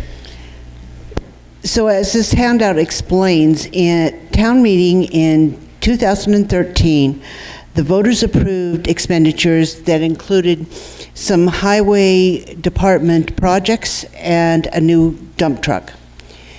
The select board, when they got to set the tax rate that year for fiscal year 2014, basically could see that in fact, if they raised all the taxes necessary to cover those expenditures, that the tax rate was going to be outlandish. And this all had to do with the reappraisal, the fact that it was not completely completed, it was not completely accepted by the state. So the select board at that time made an executive decision not to raise all those funds in taxes. And all was well and good. We paid our taxes that year and the town ran just fine. What we found when the tax year 2014 closed in June of this last year was that we were required to move the funds to cover those expenditures that you, the voters, had approved at town meeting in 2013. So we had to fund those items, even though those items the taxes were never collected for the dump truck or for those highway projects. So what happened is the money was swept from the general fund, the operating budget for the town. It was swept into both the highway fund and to the equipment fund. So when you look at that page in the middle, the bold numbers, you'll see that the total revenue raised for the general fund for the 2014 fiscal year was $111,222. We actually spent $478,420, leaving us with a deficit of $367,198. And again, that was because the expenses were not up. It was because the money was swept into those two other funds. So, and again, you look at the highway fund, the same thing. The revenue far exceeds the expenditures, and the same with the equipment fund. If you add the two surpluses from the highway and the equipment together, you will find that they almost completely add up to that $367,000 deficit in the general fund. So we did, in fact, finish that year with roughly a $3,000 surplus, $3,300 surplus in the town in its entirety. So I'll be happy to answer any questions. The reason we're asking for more money in taxes for this than we anticipate spending for this coming year is because we need to make the books balance. Since we were in deficit for 2014, we need to raise that money next year to essentially replace it because it got sent to the highway department. And vice versa, for the highway and the equipment fund, we need to apply those surpluses to their operating budgets so that we're back in balance after that 2014 fiscal year. Now, I know it's confusing. Why would you possibly need to raise more money in taxes than you plan to spend? But essentially, it's a bookkeeping function. So I'll take any questions that anyone might have. Craig? Okay. So what Craig is saying is that Article 7 offsets Article 8 in the sense that they're raising less money for the highway funds and taxes because you're doing it for the town and it's a bookkeeping to shift it over. And what is it? What did you say was the difference? $3,000? It's essentially the same. It's a $3,000 surplus that it actually ends up with, even though it looks really bad. At least in this article. It looks really good in the next article. So that's kind of what's going on. Does everybody kind of understand? Yeah? Questions? It's a paperwork thing, is what Craig says. Any other questions? Bring them on. No discussion? Got it? Yes, sir.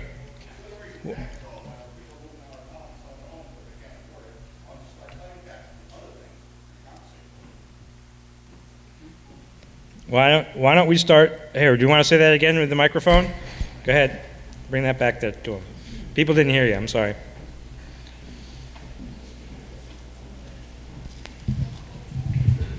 Good morning, Charlie Dorman. Instead of raising taxes all the time in town, we have people moving out of this town that can't afford it, older couples.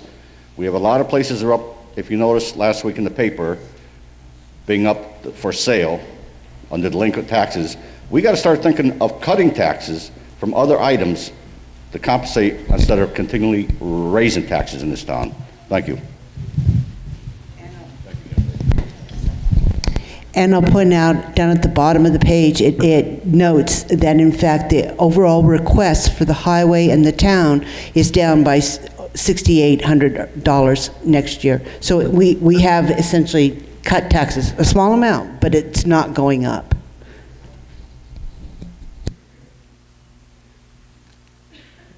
Further discussion on town expenses and liabilities? Yes, sir. Wait, microphone, stand up, identify yourself, be a good boy.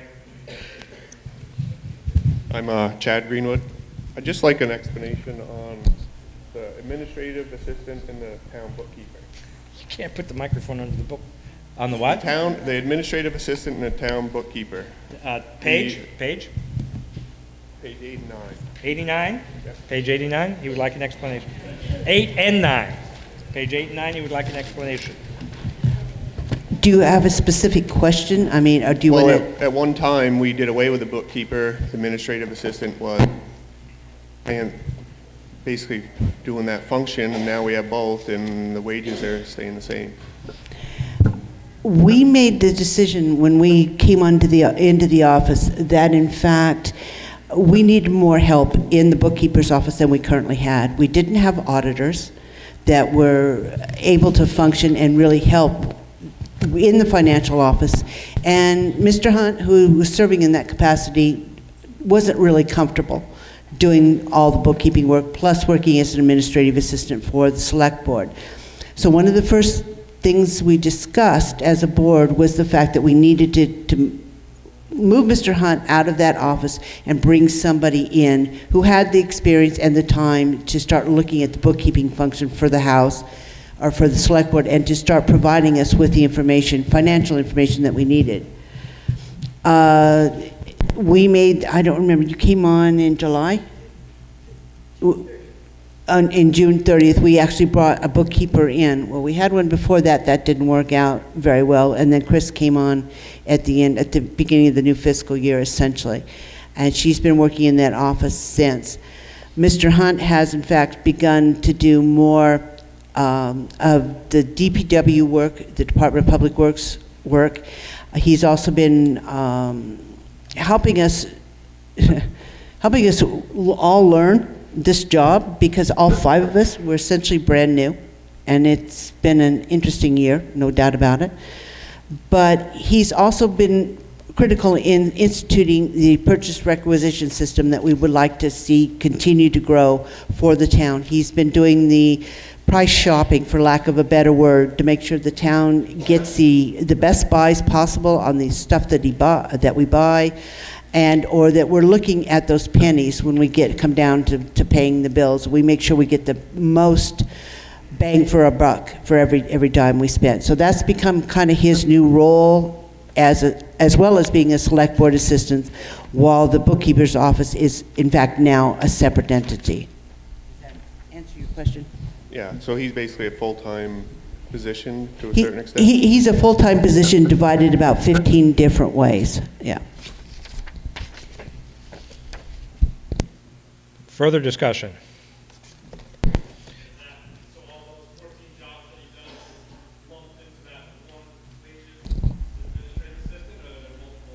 No, that's his entire wage. That was Warren Beatty who raised his hand and waited to be recognized.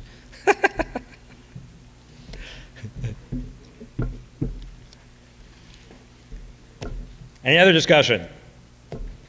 Yes, sir.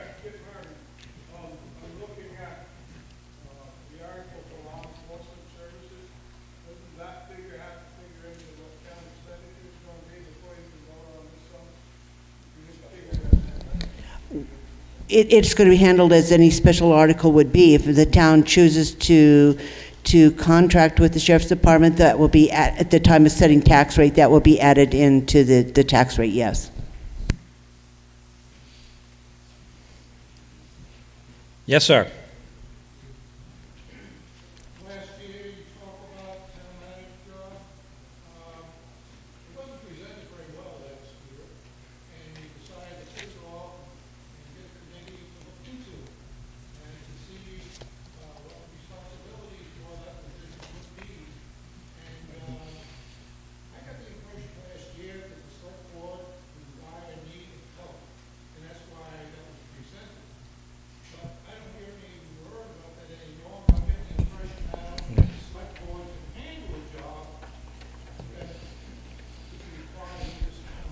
Okay, first of all, I don't know if that has to do with the town budget, but that is going to be discussed during non-binding business.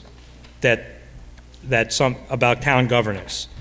That's already something that they want to discuss during non-binding business. You have to understand this is a totally different select board that was last year at town meeting who was discussing that.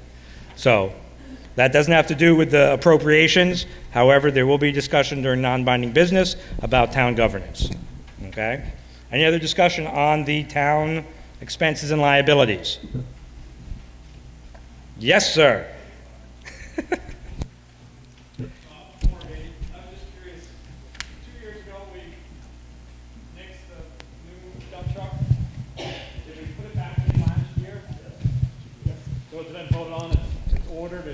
It is, Mr. Bostrom, I believe it is now currently in the shop having its body fabricated. Is that not correct? Yes. That was, yeah. I mean, that was voted on as an appropriation and stuff, so that had to be kind of done. It just was delayed. Okay. Any other discussion?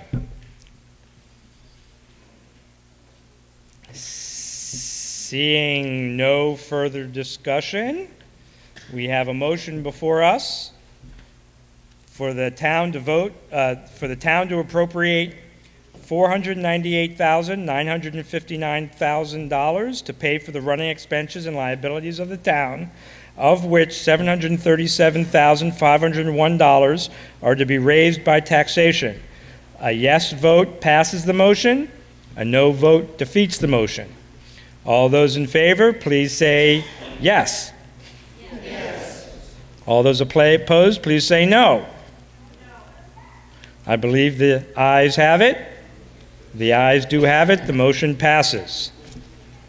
Moving on to Article 8, where you get your money back. To see if the town will vote to appropriate $690,242 for the running expenses and liabilities of maintaining the town roads, of which $206,735 is to be raised by taxation. Craig and Christina? Okay. It's been moved and seconded for those numbers. I won't repeat it again. Okay. Christina, right? Go. Discussion. Yes, sir. Chad Greenwood. I'd just like to know why we continue crushing gravel. Why we continue It used to be every other year, and now we're going every year. Why do we continue to crush gravel every year? We have another 25,000 in there to do more crushing. Yeah. Anybody want to answer? Kurt? Yeah, no? Loud. Kurt Bostrom, Highway Commissioner.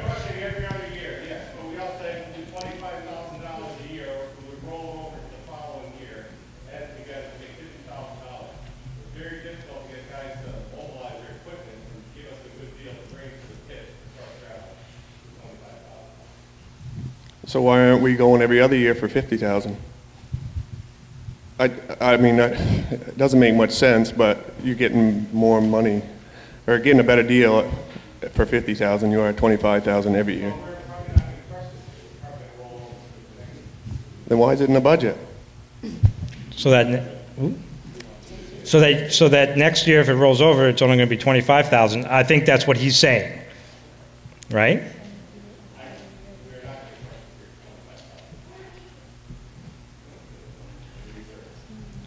It's going to be put in reserve, is what he just said.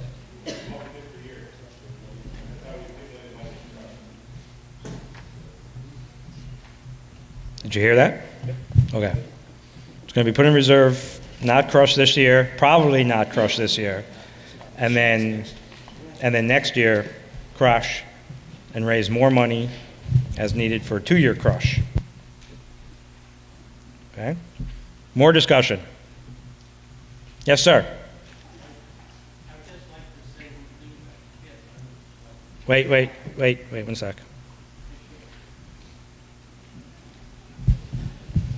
I would just want to mention a couple of things about the pit. I was a selectman when we bought it many years ago, and the good gravel has been pretty well used up.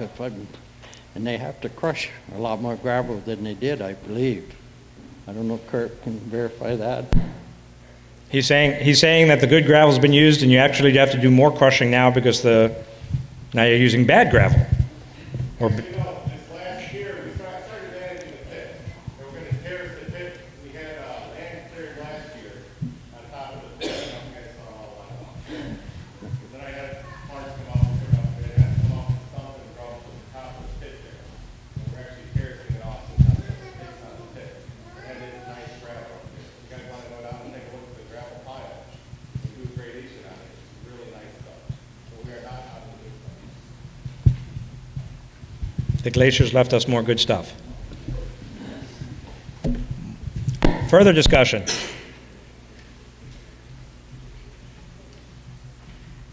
Seeing no, yes, sir.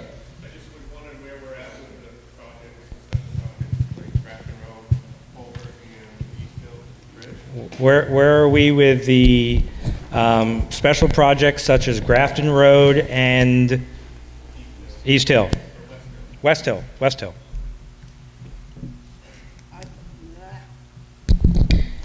I believe both those projects are in the East Hill. East Hill is the Bridge 42. It's Bridge, okay, it's Bridge 42, but then, yeah.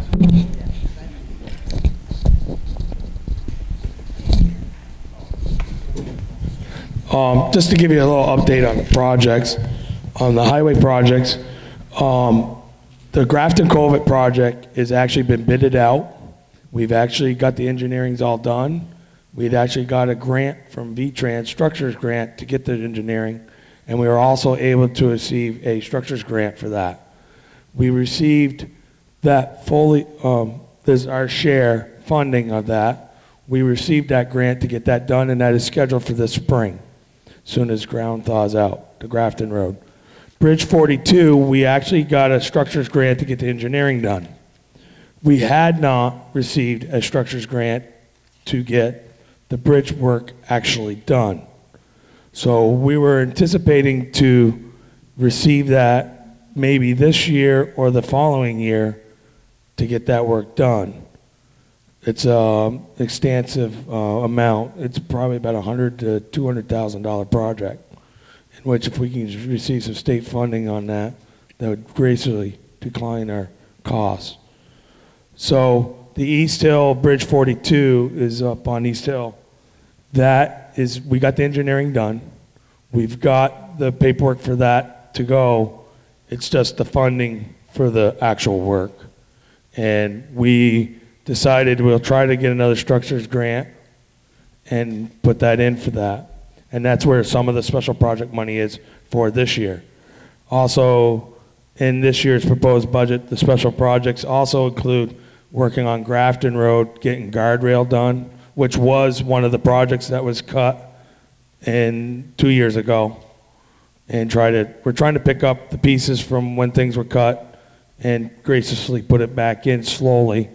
And we would get guardrail done on Grafton Road, hopefully in that budgeted year. Anticipating to do paving the following year. We also this year had gotten paving scheduled to do this year, but we've moved it to the spring. due to time restraints and fundings. So does that clear up a lot of the special project stuff, or is there more?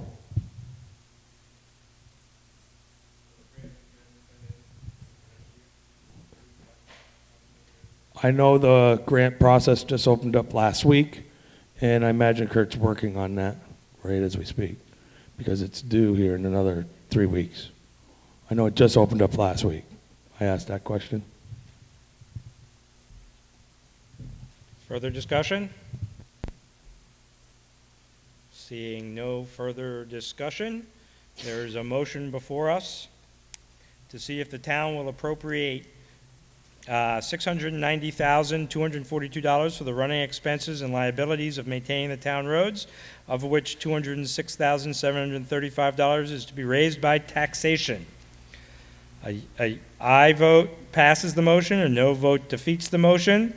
All those in favor, please say aye. Aye. Opposed, no. I believe the ayes have it. The ayes do have it. The motion passes. Article 9. Article 9. Article 9. To see if the town will vote to contract for law enforcement services, costs of which to be raised by taxation, and if so, how much? I will now entertain motions. Okay,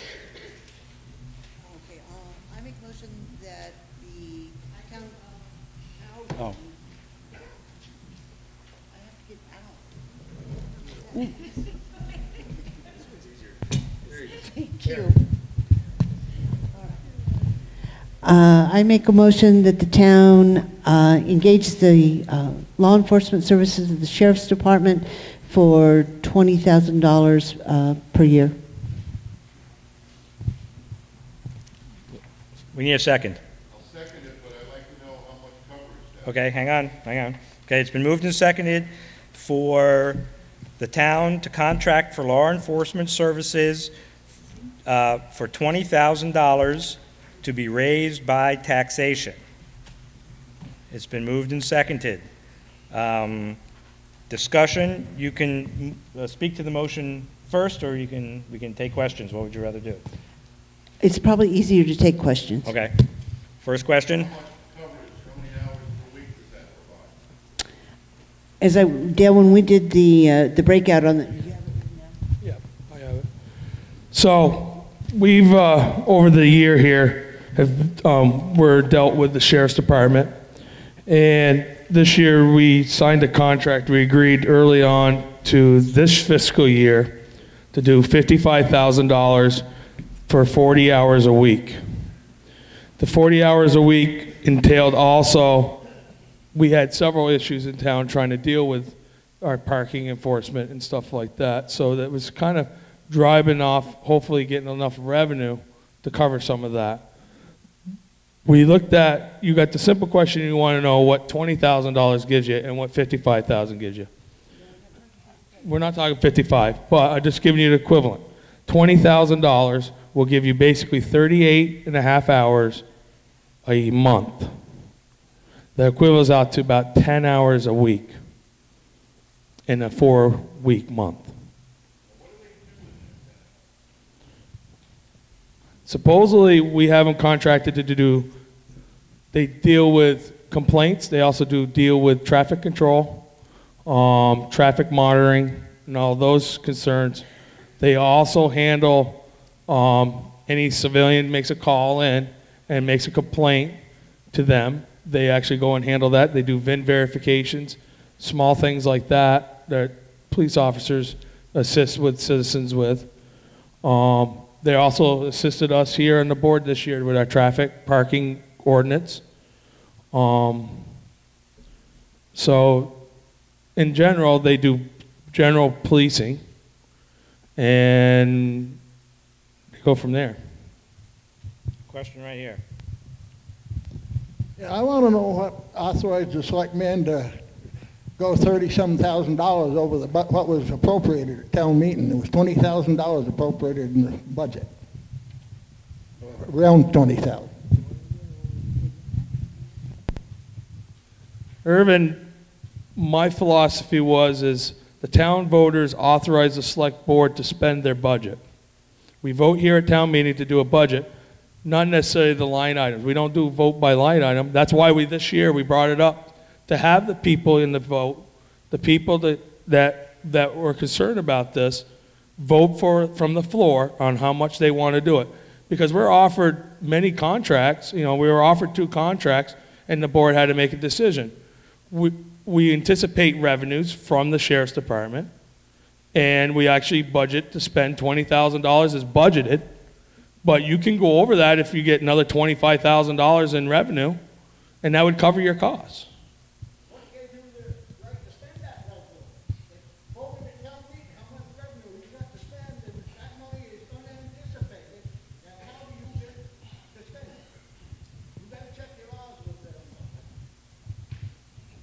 So true, I don't know.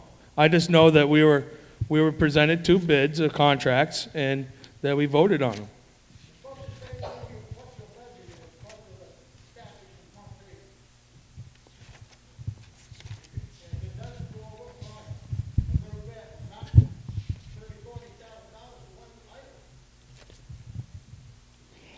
And I think one of the points that Dale just made is the fact that the select board does in fact have to make decisions to exceed the budget at times.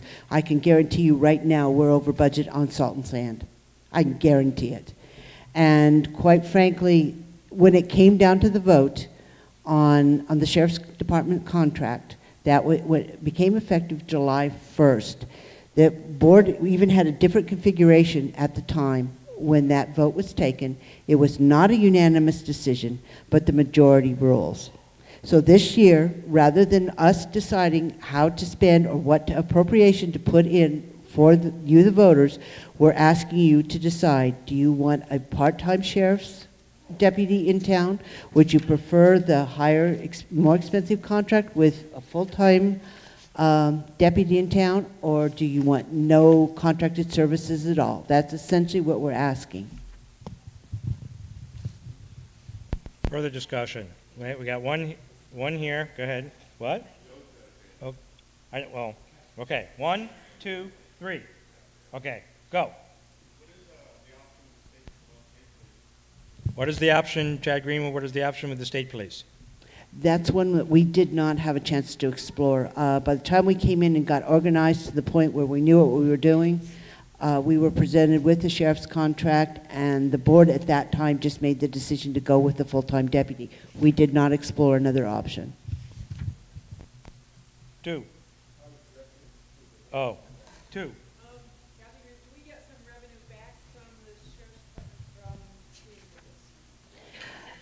To date, the revenue income, and this is going to include the parking tickets for those of you who were unlucky enough to get one.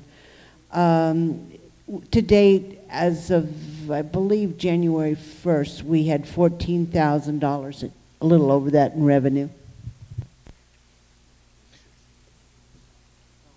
Yes? 1, 2, 3. Go.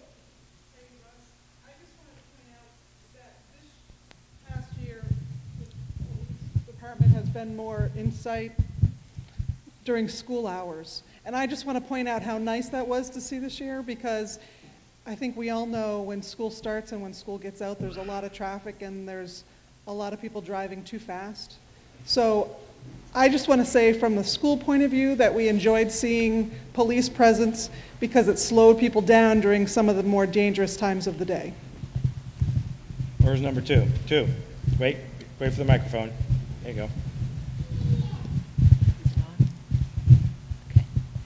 Hi, my name's Sue Palmer. I live on Route 35, approximately 3 miles from the Common, and I would love to see more patrol out there because it's a flat section and cars go by 60 miles an hour. It's 40 miles an hour speed limit and better, and I would just like to see some police presence out there. I see police presence in town, in the village, around the square, around the Common, but I rarely see anybody laying in wait out where I live. So I'd like to see that.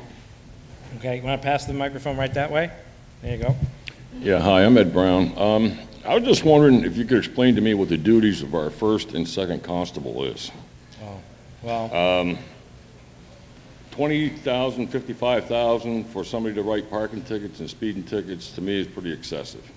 If you wanted to agree to something that would protect the school hours, that's one thing, but I just don't see why we need to have a 40-hour police patrol in the town of Townsend. Okay. Well, the constable question, not really. Okay, Kurt in the back. Wait, run back there. Although he's loud. Go ahead, speak loud.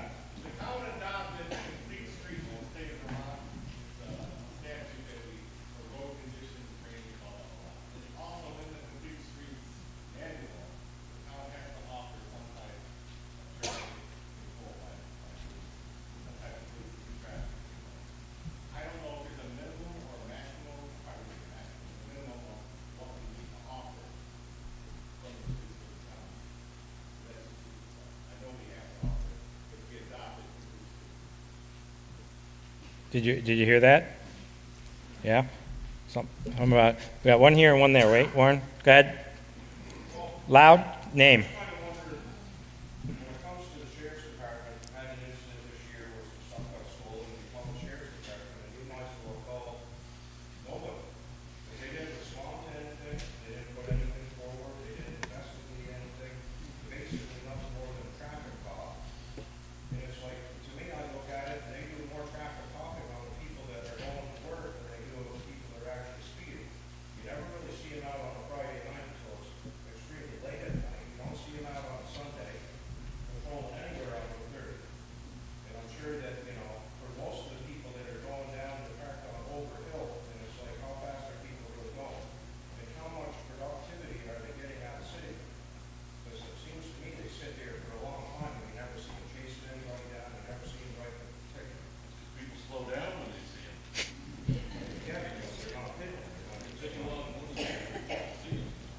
Okay. Warren. Loud.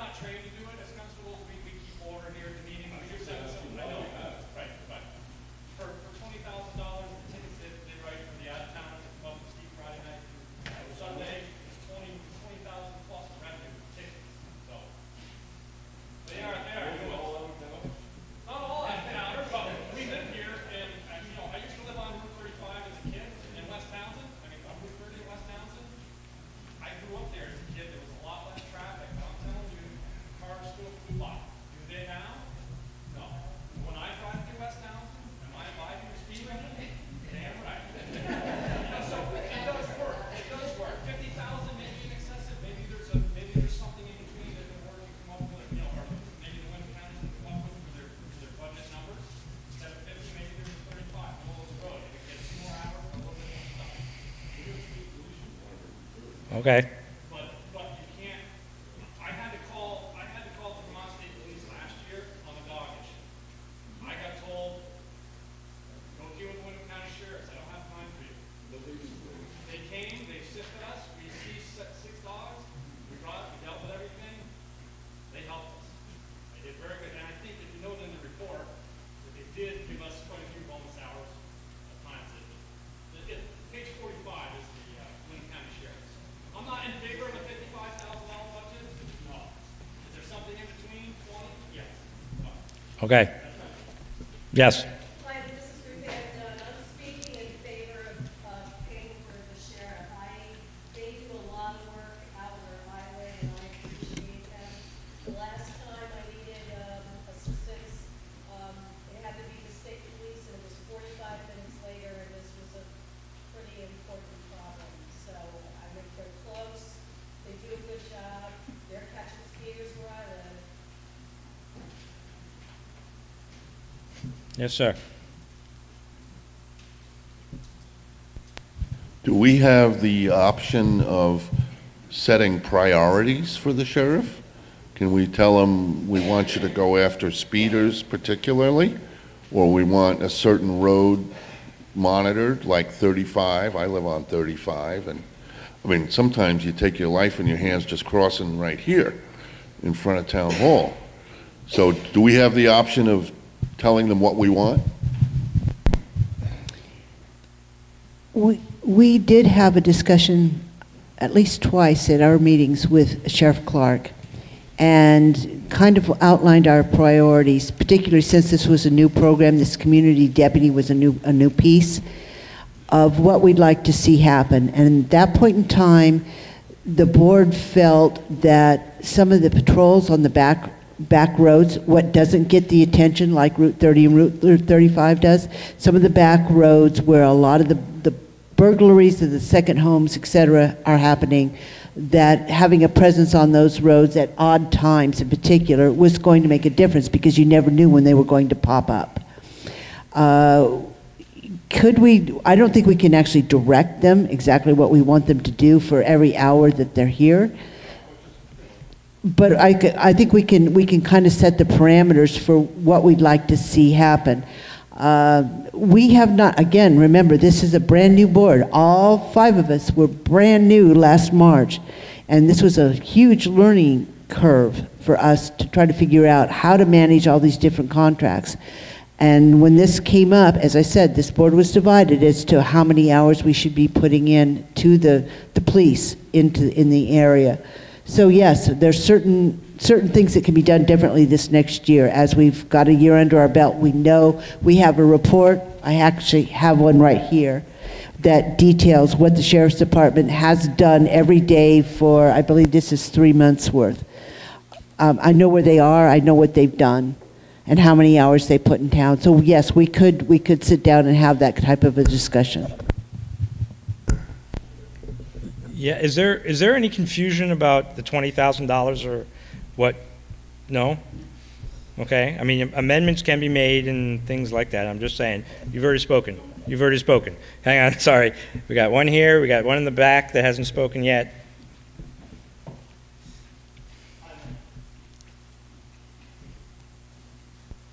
Hi, my name is Paul Patus, and I live on 35, just down the road, and I wanted to thank Rob for bringing up the idea and other people who spoke about speeding on 35. It's definitely an issue.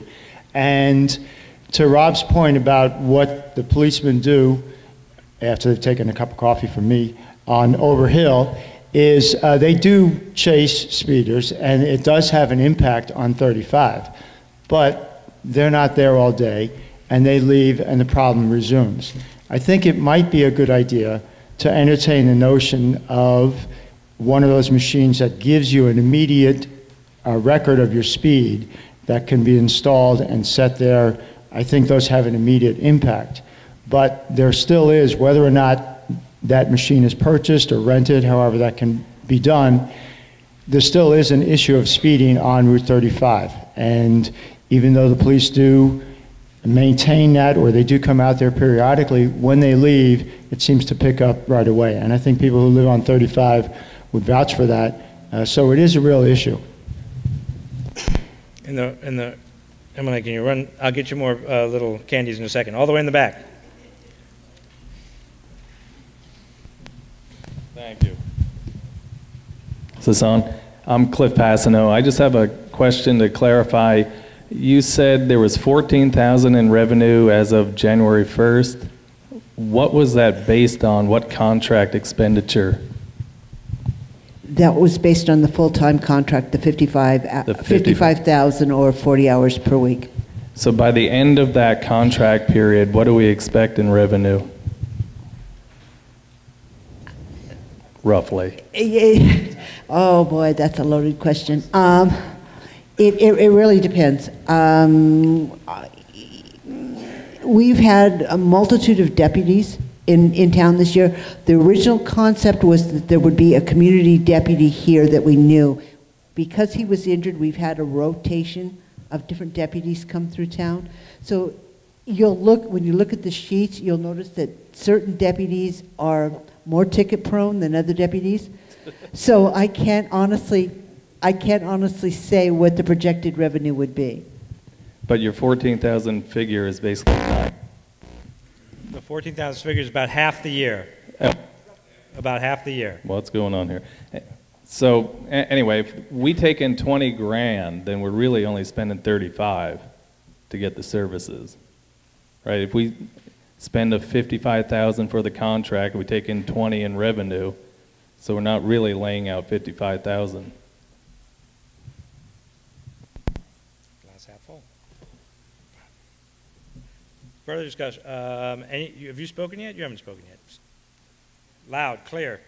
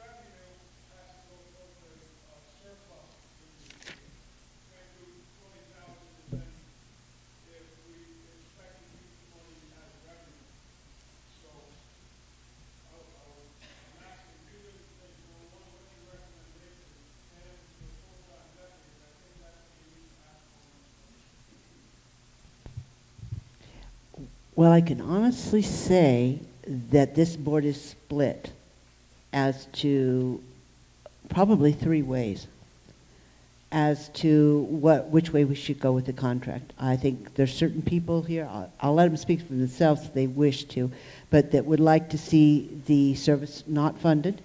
I think there are at least 1, if not 2, that would like to see the mid-level, the $20,000 service, and I think there are some that would like to see the full-time service.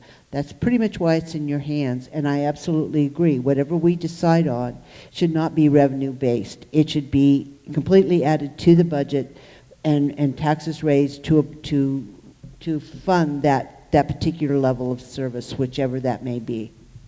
Does anybody want to speak to what your feelings are about the contract?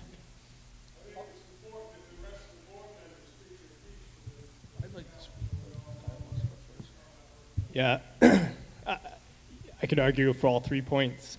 And we sat for hours trying to debate what would be the best option.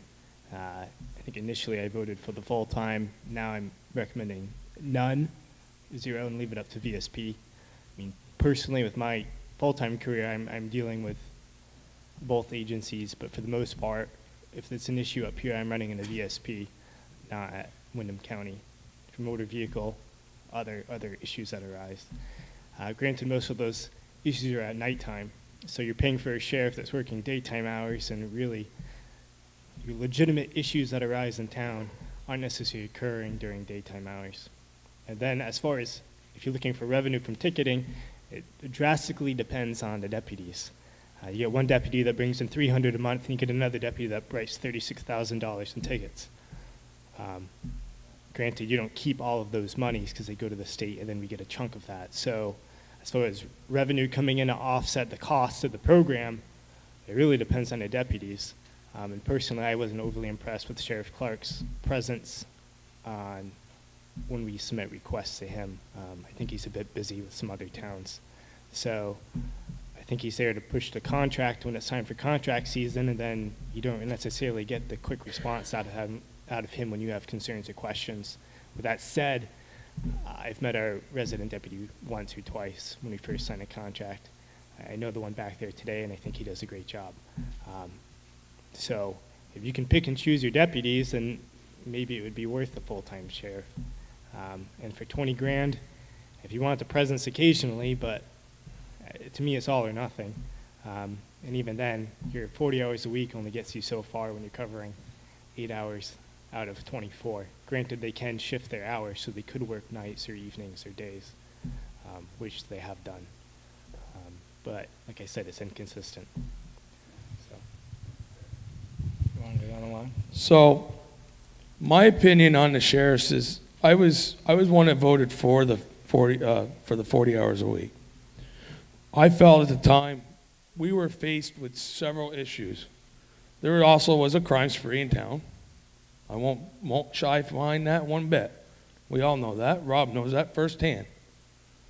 The problem was also, us as a board was trying to deal with the parking issue out here.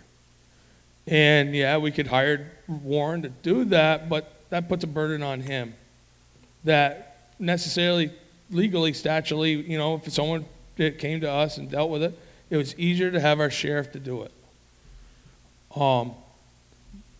Some people may prefer to think that might have been not a wise choice, but we had a lot of things going on in this town, and there has been a lot gone in this town. And I'm a strong believer in presence, not necessary enforcement. I'll relate back to that is the presence is huge, but we all break laws, we all know that, and we're not going to hide it. But the thing is, I don't like to see them sitting there picking on all the locals either. So when you sit there and say we need revenue, I look at it as the opportunity as, where does this town need to sit at? What type of a presence do we need?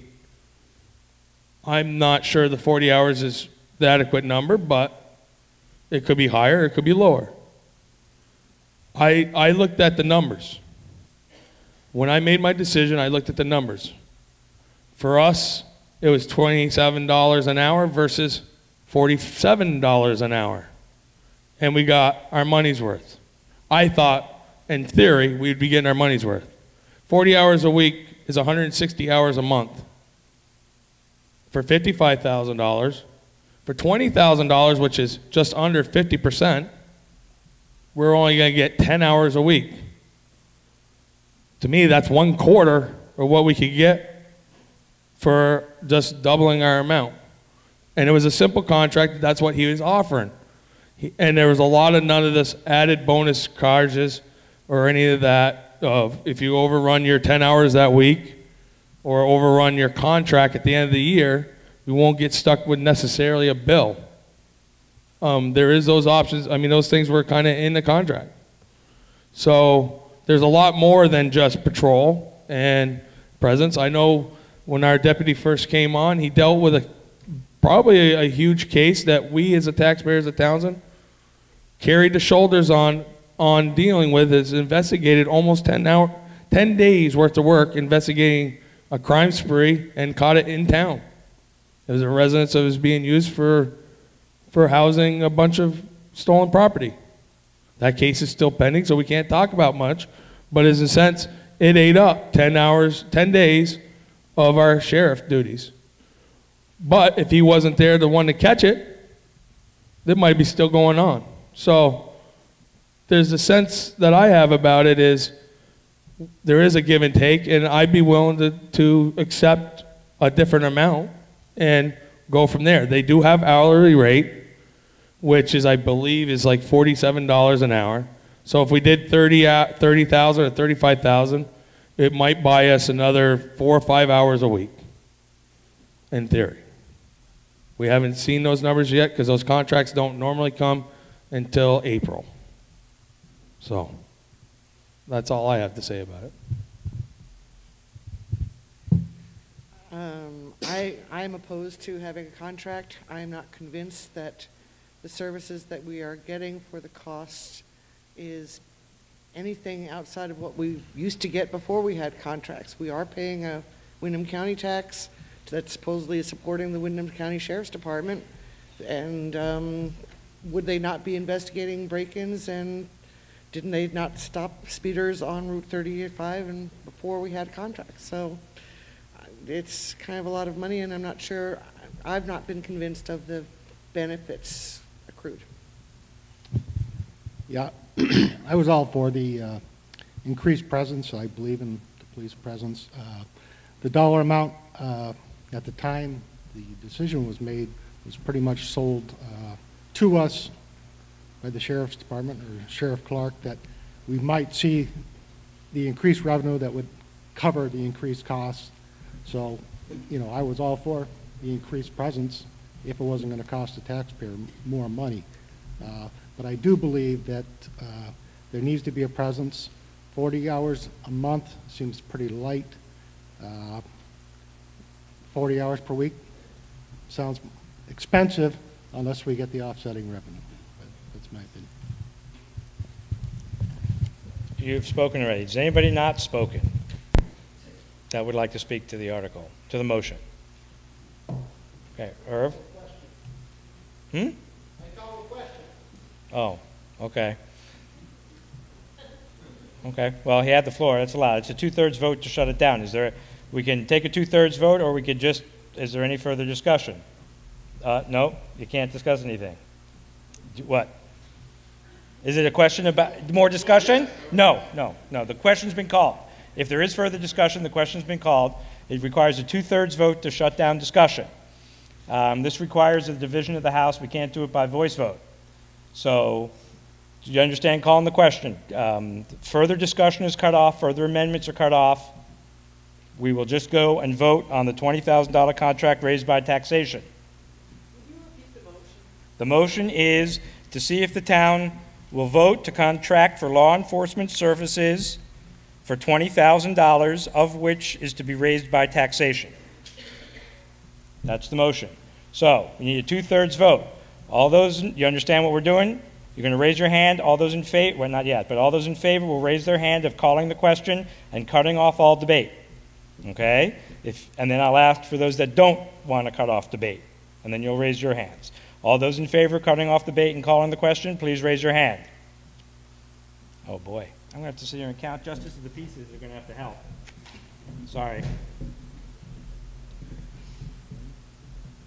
I'm going to do this side.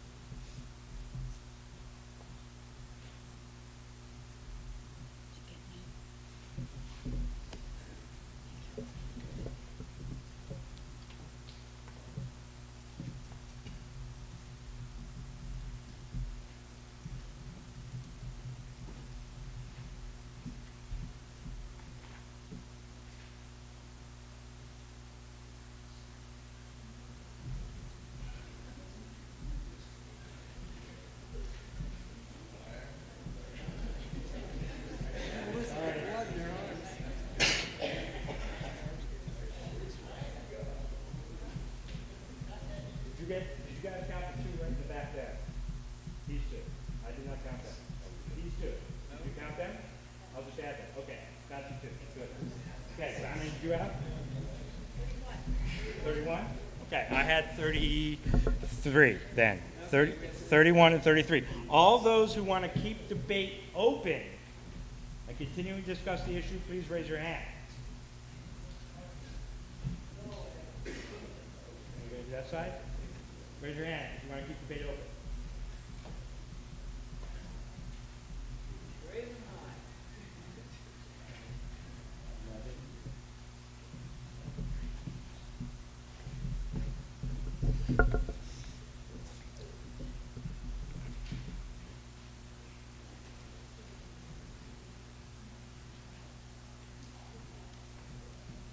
No, I counted. Okay, yeah.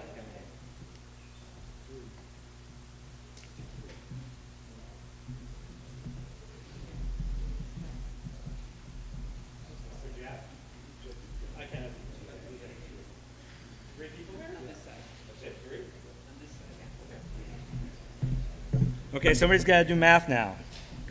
Is 64 2/3 of 16? It's whatever, yes, whatever. A total number of votes was 0, carry the 1, 80. 64 is 2/3 of 80. Thank you, sorry. Thank you. Okay, so debate is now closed. Okay, call the question. The question's been called.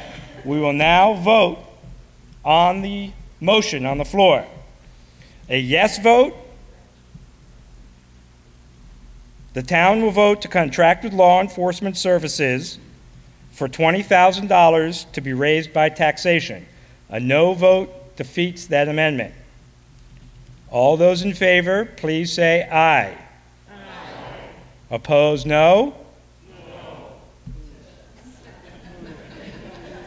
Okay. Okay, we could do hands, or we could do first, or we can move right to paper ballot. To move right to paper ballot, I need 7 hands for paper ballot. Fabulous, good. Okay, on the ballot, you will write yes. A yes vote passes the motion for $20,000 raised by taxation for law enforcement services. A no vote defeats that motion. It needs a simple majority. Please vote. The ballot box is now open. Any questions? Does anybody have any questions? You get it? Yeah, good.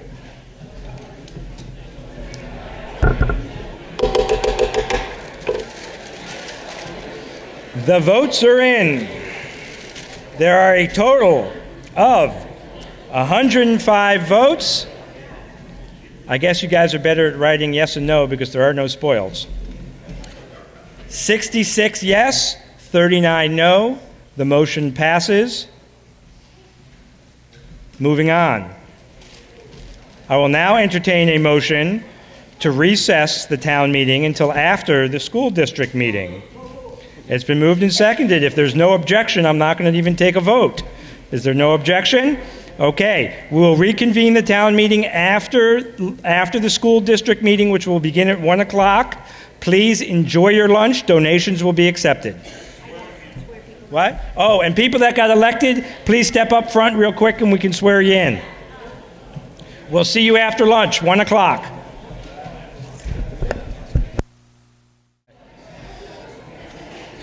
Okay, ready?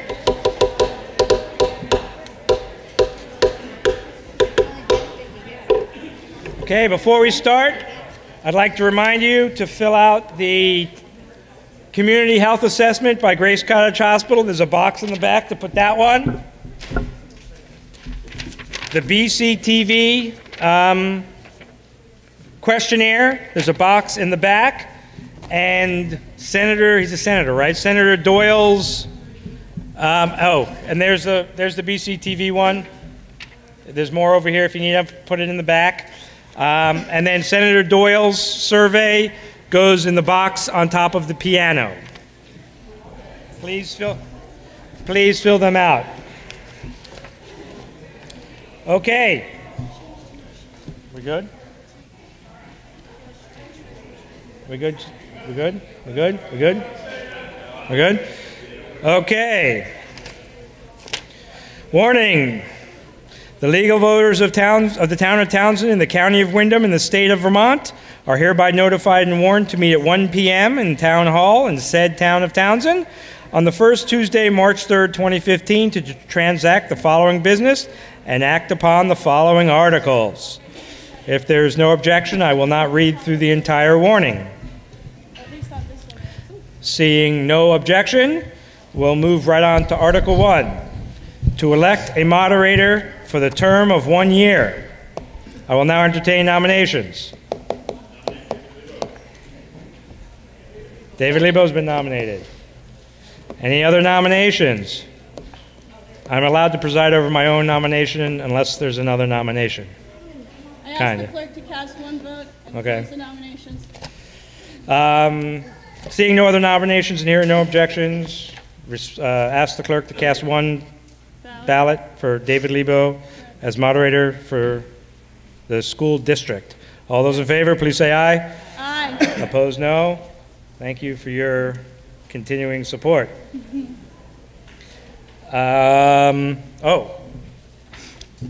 School moderator.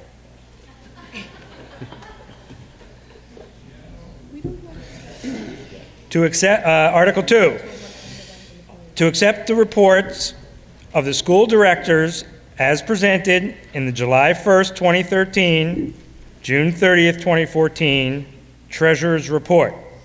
I will entertain a motion.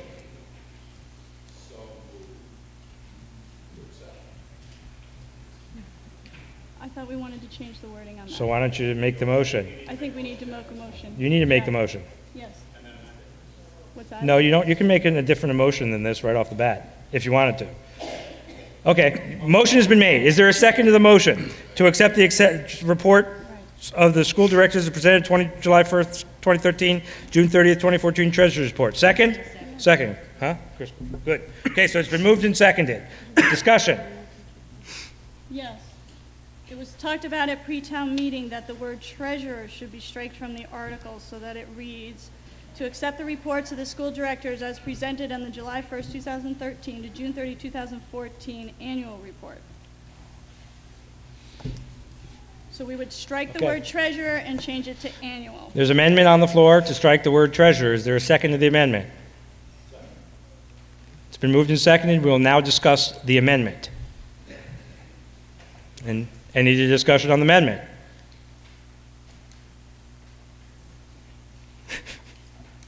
Okay. Are we ready to vote on the amendment? Okay. So the amendment is to strike the motion, strike the word treasurer, leaving the motion to be to accept the reports of the school directors as presented in the July 1st, 2013, June 30th, 2014 report. We're not voting on the final motion. We're just voting on changing it to that. All the, yes. What? Right? Just dropping the word treasurer. Yes. Right. That was the motion. That's the amendment. All those in favor, please say aye. Aye. Opposed, no. I believe the ayes have it. The ayes have it. Now we have a motion before us to vote on to accept the reports of the school directors as presented July 1st, 2013, June 30th, 2014 report. Discussion. Seeing no discussion, a yes vote will pass the motion. I won't read again. David, it should be annual report. It was a substituted word. No? Well, do you want to make another amendment? Huh? Oh, she said annual report? Oh, well, come on, people. You gotta help me out here. Okay, so are we okay? Do we want to revote, or are we good with just leaving it annual? Annual. Okay, that amendment that we made, strike that, reverse it, that it's annual. We added the word annual and not treasurer. Correct. That was the amendment. You all good? Yes. Any objection? Forever hold your peace. Okay, so now we're voting on the main motion, which is to accept the reports of the school directors as presented in the July 1st, 2013, June 30th, 2014 annual report. Yes. Correct. Okay, any discussion? A yes vote passes it. A no vote is against it. All those in favor, please say aye. Aye. All those opposed, no. I believe the ayes have it. The ayes do have it. Moving along to elections. To elect the school directors for the following terms. We have one 3-year term until March 2018, 2 1-year terms until March 2016, and we must also elect a 3-year term, March 18, for the Leland Gray Union Middle School. I'll start to entertain motions for a 3-year term until 2018, and I believe that's Al Clausen's seat. I nominate Al Clausen. Al Clausen has been nominated. David needs to write it.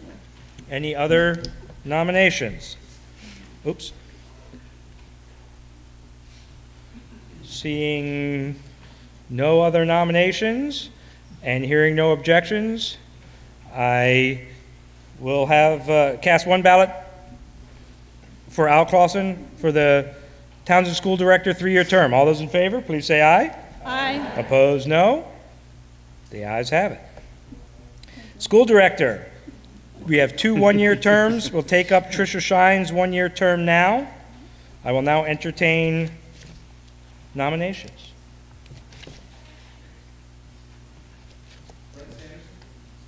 Brett? Brud. Brud. Oh, Brud. Is he here? He's at work. Good time to get him. Does anybody know if he'll actually accept? Yes. He will? Yes. Okay, good. So Brud's been nominated? Any other nominations? Seeing no other nominations and hearing no objections, I declare the nominations closed and instruct the clerk to cast one ballot for Brud Sanderson for the Townsend School Director one-year term until 2016. All those in favor, please say aye. Aye. Opposed, no. The ayes have it. Another Townsend School Director one-year term, I believe this is of Elizabeth Cutts, until 2016. Nominations? I nominate Christina Wright. Where is she? There she is. She in? That was enthusiastic. Wow. We're going to want a lot more fire from you on the board. Okay, Christina Wright's been nominated. Oh, yes, sir. Elizabeth Cutts. No thanks. Good effort. Good offer. Good effort. I'd like to nominate Deidre Beatty. Deirdre Beatty. She's in. Deirdre Beatty. Any other nominations? I don't know. This one doesn't require a ballot, but I think we should do it now. Do I see paper ballot? 7 hands for paper ballot? I think we should do a paper ballot. Yeah, okay, one of these voices. 7. Okay. Okay, are there any other nominations before I close this? Okay, seeing no other nomination. Oh, wait, do the nominees want to just give a short, say hello? Yes? Yes? No? Deirdre Beatty, Christina Wright? No? They're shaking their head no? Okay, so you have Deirdre or Christina. These and K's do not look the same. Deirdre and Christina, okay? One of those two, or you want to write Wright and Beatty? You get the drift. The ballot box is now open. Results of the election. School director one-year term, 69 votes. 1 spoiled, Christina Wright 20, Deirdre Beatty 48. Deirdre Beatty has been elected to a Townsend school director for a one-year term. On to the Leland and Gray school director. 1 3-year term until 2018. I believe Mike Dolan holds that position. Mike Dolan holds that position? Yeah. To entertain nominations for Leland and Gray school director 1 3-year term. Nominate Mike Dolan. Is he here? No? But you talked to him? Okay. Mike Dolan has been nominated. Any other nominations? Yes, sir.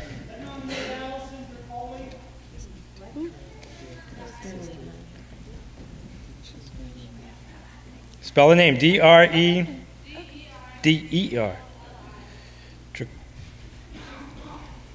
Dracoli. Spell it again. C-O-L-I. Dracoli. Got it. D-E-R-C-O-L-I. D-E-R-C-O-L-I. Sorry, we'll get, by the time the 3rd or 4th town meeting you're here, we'll have it down.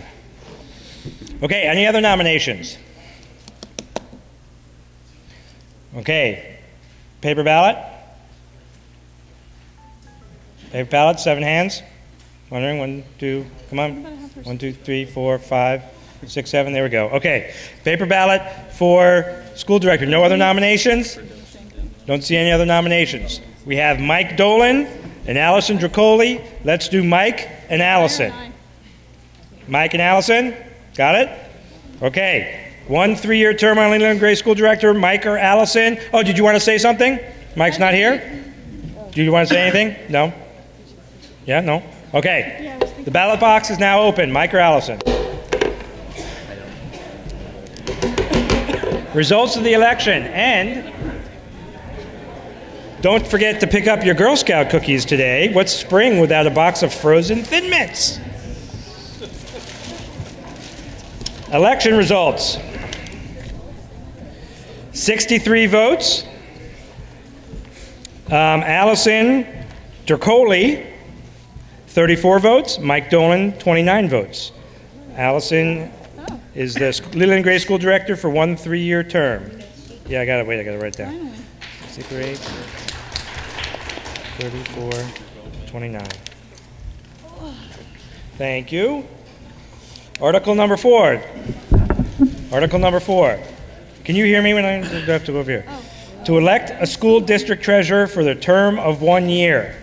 That position right now is held by Anita Bean. I will now entertain nominations. I elect Anita Bean. Well, Nominate. nominate. We can elect her too. Powerful. Anita Bean has been liked on Facebook and nominated for the position. Any other nominations? Yeah, liked on Facebook. All hail April. Seeing, I can never remember this. Seeing no other nominations, and if there are no objections, I declare the nominations closed and instruct the clerk to cast one ballot for Anita Bean for school district treasurer for the term of 1 year. All those in favor, please say aye. Aye. Opposed, no. The ayes have it. Article 5, to see what salaries the town school district will approve for town school district officers. Treasurer, $1,790. School director's chair, $500. And 4 members at $250 each for a total of $1,000. So moved. Carol? Second, Margaret Bills. Discussion? I believe that is no change from last year? No. No change from last year.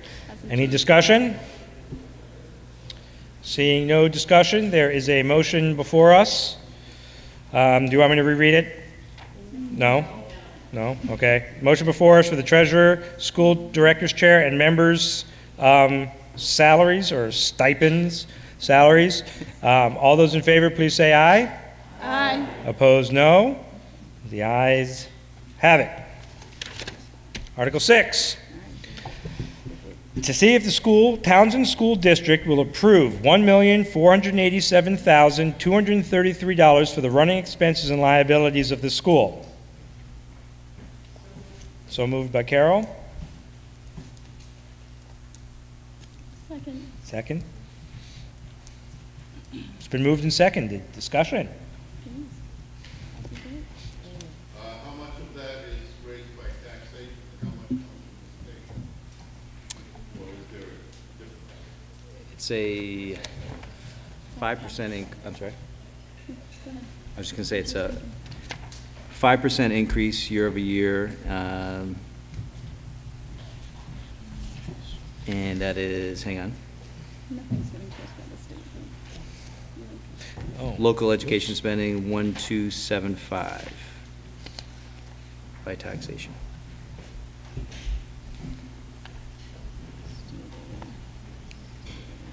Does that help? I think he was looking. I think you were looking more for how much of the state is funding of this. Is that correct? Well, if you turn to page 44 in your book, at the top of the page, you'll see revenues, and you can see there where the state aid is coming from. That supports that same budget. I mean, I don't have a calculator on me. I got my brain, but it's you know, there is some state aid that comes in towards some of the special education, the small schools grants. So there is some money that's coming in. You can't hear me? It's on. From where didn't you hear me? Don't know. So we're on page 44 at the top of the page under revenues. The question was how much of this is state aid? And I directed the individual to the top of page 44. You can see everything listed there that says state aid next to it. That comes in to help support the budget. Starting with the 1.275 million.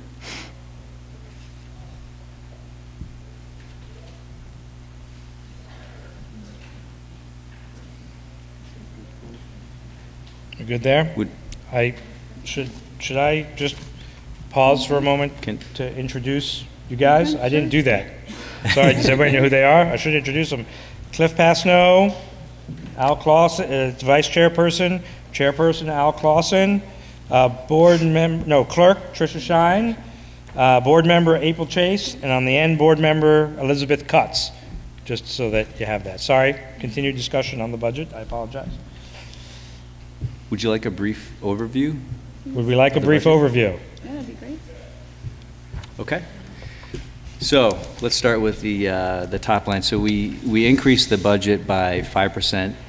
year over year from 1,487 from 1,416. And we also have a fund balance this year of $115,000. If you note on page 47, we have $215,000 of overspend from previous years. So as part of this budget, we need to address that, and the $115,000 goes a good portion of the way towards addressing that. And that gives us a total expenditure of $1,602,000. If you note further down, in terms of taxes, this actually has minimal to no impact to your taxes year over year. The example given near the bottom of page 47 is that the tax impact on $200,000 home and 2 acres, no income sensitivity, it goes from $3,356 to $3,362, so literally no impact on that. So if you're wondering why we went with $115,000, it was the optimal time to kind of address that overspend that we've had in the past without impacting the taxes. So we had a favorable increase in student population from 73.18, not that we have 0.18 kids, but that to 75.89. So we've had an increase in student population. So this was our best time in order to address the issues that we've had in the past, while at the same time maintaining the programs that we have. There's no change in number of teachers or anything like that year over year. So we felt that this was the best budget we could put forth without impacting the taxpayers in any way. Thank you, Al. Further discussion? 1, 2. Yes, sir. Greg Morrow. Al, what you're saying is we're only going up at $6 on a $200,000 home and knock off $115. Why don't we shoot the whole $250? Well, we run in. Yeah, we have a cap of 17.1. We're at 16.8. So, yeah, we had a little bit more room, but not a whole lot. Yeah. Yes. In back. Stand up. Name the whole thing. Yeah, please. Sorry.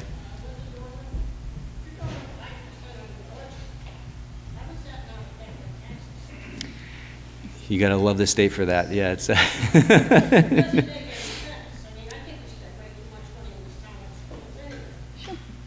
Right. That is correct. That is correct. Yes, you will. Yes, last year we did not have.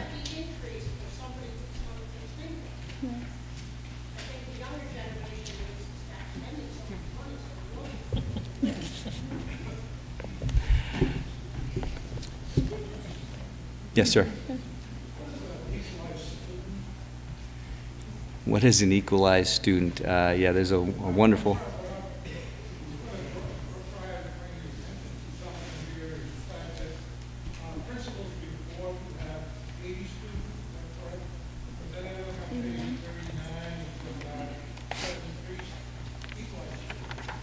Yeah.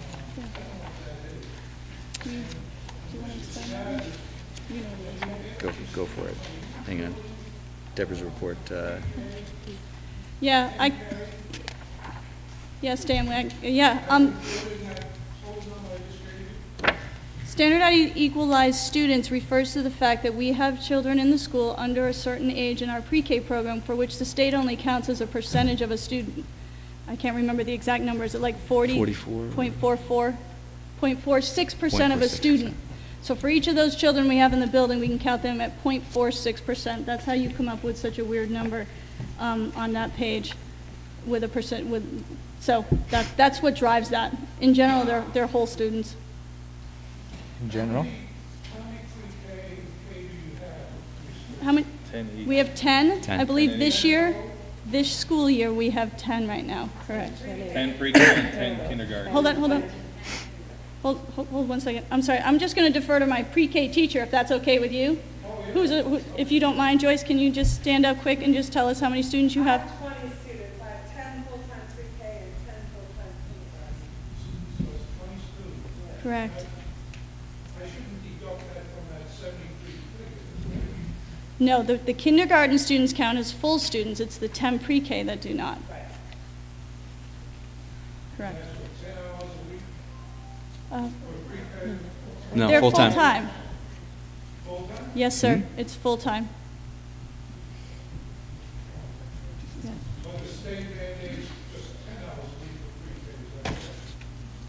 I think that's the minimum, yes. I got the impression when I was reading this here that you include pre-K, 10K, with the other student body, and each one is being, of course, about $16,000 to see the success of the course. But that's not the case. No. No, correct. No. Yes, Carol. So is the state is counting those 10 pre-K children as 4.6 children, right? Right. Point Does that mean that the state is reimbursing the contributions from the state covering those costs of those 10 actual kids and only 4.6 of the cost of those? Teaching those 10 kids? I think it is. I think that would be. Yeah, that's correct. Has anybody challenged the state on that rate? And why would they be saying that the kids pre-K, that you've got a teacher, you've got the space, you've got the heat, all the other extras, the cost of the kids back there pre-K, why do they feel like kind of slaves to be civil war? That's a good point. Did they give you any information? That I don't know. Yeah. I think that's it's a been good like question. that for some time, right? Yeah, ever since they started talking about pre-Ks in the public schools, they've always given us a prorated amount for those students. I think they've assumed that there's really no additional cost because you're already utilizing a teacher that's already on salary, so there's really no additional cost there. Yet they're giving you a percentage of, of the student towards their funding. Wait, Mr. Hoffman, is there anybody else that would like to speak? You've already spoken once. Hang on one sec. Is there anybody that has any other questions? Yes. Right. Absolutely. I was going to say, she was here earlier this morning. Right. Yeah.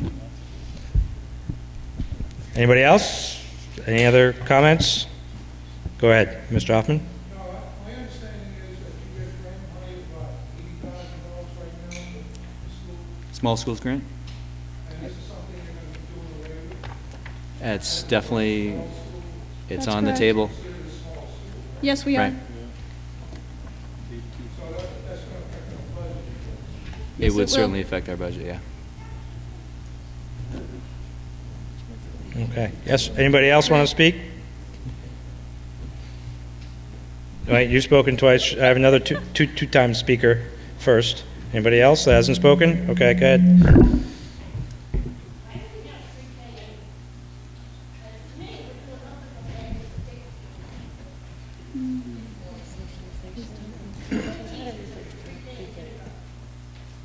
How many I'm sorry? teachers? How many? One.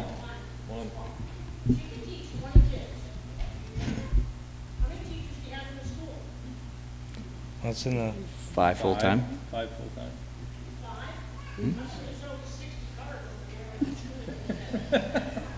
Because you just Okay. hired the sheriff. We're going to talk about the monies, not the parking. Carol, yes? No? Any other discussion? We have a motion before us. Seeing no other discussion, we have a motion before us to see if the Townsend School District will approve $1,487,233 for the running expenses and liabilities of the school. A yes vote or an aye vote will pass the motion. A no vote will defeat the motion. Paper ballot? Do I have 7 hands for a paper ballot? 1, 2, 3, 4, 5, 6, 7. Yes. Okay, yes to pass it, no to not pass it. Do we understand? Yes to pass, no to not pass, up the center, out the sides. The ballot box is now open. Anybody, any other ballots? Anybody need the ballot box brought to them? Closing the ballot box. box in 3, 2, 1. Ballot box is now closed. Results of the,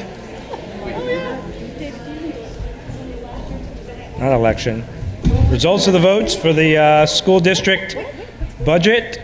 91 total votes, 63 yes, 27 no, 1 blank. The motion passes. Article 7. Shall the voters of Townsend School District authorize the school directors to borrow money in anticipation of revenue? So moved. Thank you. It's been moved and seconded, voters to authorize the school district to borrow money in anticipation of revenue. Discussion. Seeing no discussion. You have a motion before you to see if to authorize the school district, to authorize the school directors to borrow money in anticipation of revenue. All those in favor, please say aye. Aye. Opposed, no. The ayes have it. Article 8. Shall the voters of the Townsend School District authorize the school directors to spend unanticipated funds, such as grants or gifts that may be received by the direct district for school purposes? So moved. It's been moved and seconded. Any discussion? Seeing no discussion, there's a motion before you to authorize the school directors to spend unanticipated funds such as grants, gifts that may be received by the district for school purposes. All those in favor, please say aye. Aye. Opposed, no. The ayes have it. Article 9, to set the date and time of the annual meeting of the Townsend School District for the first Tuesday of March in the year 2016 at 9:05 a.m. So moved. Second, Christina? Okay, it's been moved and seconded. That's, by the way, March 1st. That'll be the first day of March next year. Yes, sir. Discussion, yes. Well, they started flip-flopping it a couple years ago. So because people can't get to this one or don't leave or whatever. So they flip-flop. Next year, we're going to open the town meeting and then immediately recess it, move on to the school meeting, and then reopen the town meeting. Instead of at 1 o'clock, it's going to go first. So that's why it's at 9:05. Good question. Any other discussion?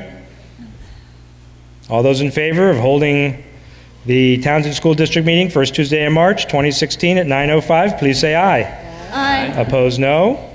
The ayes have it. Article 10, any other non-binding business? Yes.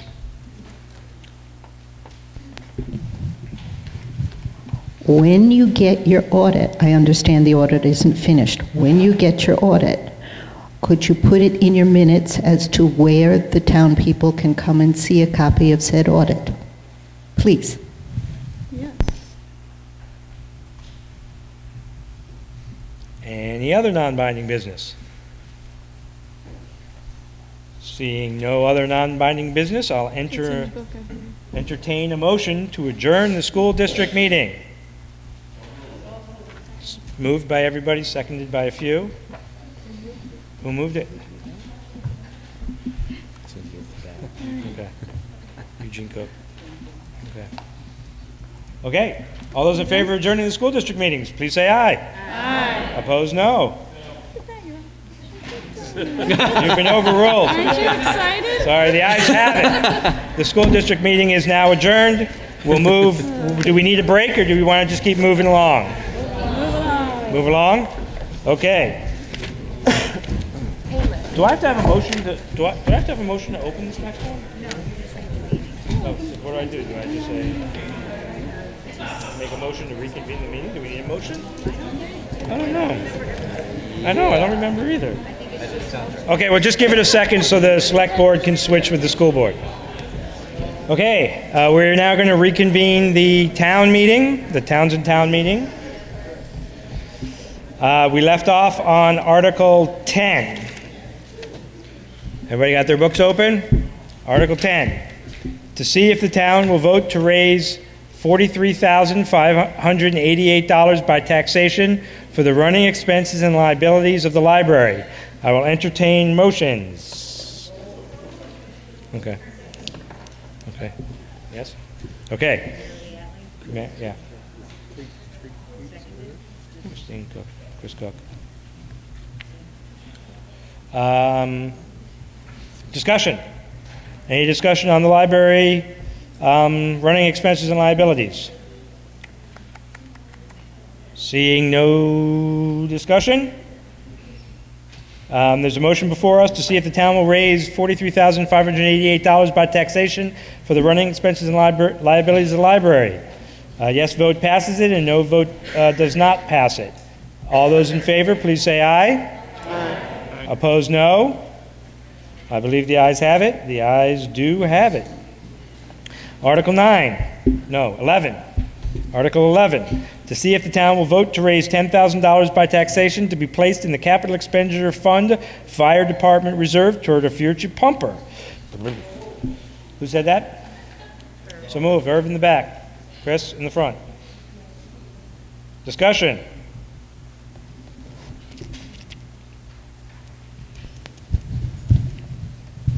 A suggestion to the treasurer that when we roll over the account, we try and get an end date that's before the next town meeting, so we don't have the discussion about what I did with the money.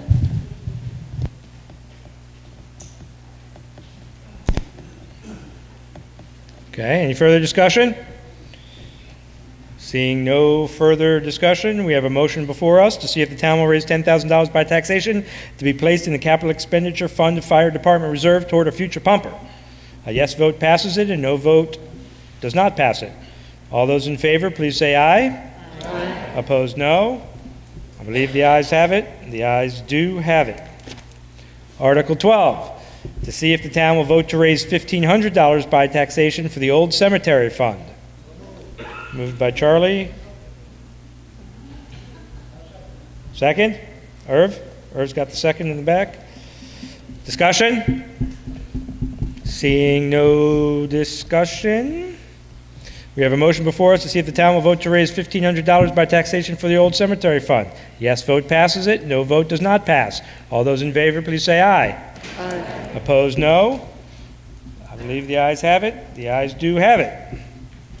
Article 13, to see if the town will vote to raise $14,375 by taxation for the support of social services as recommended by the screening committee.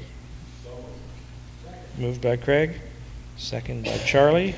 Any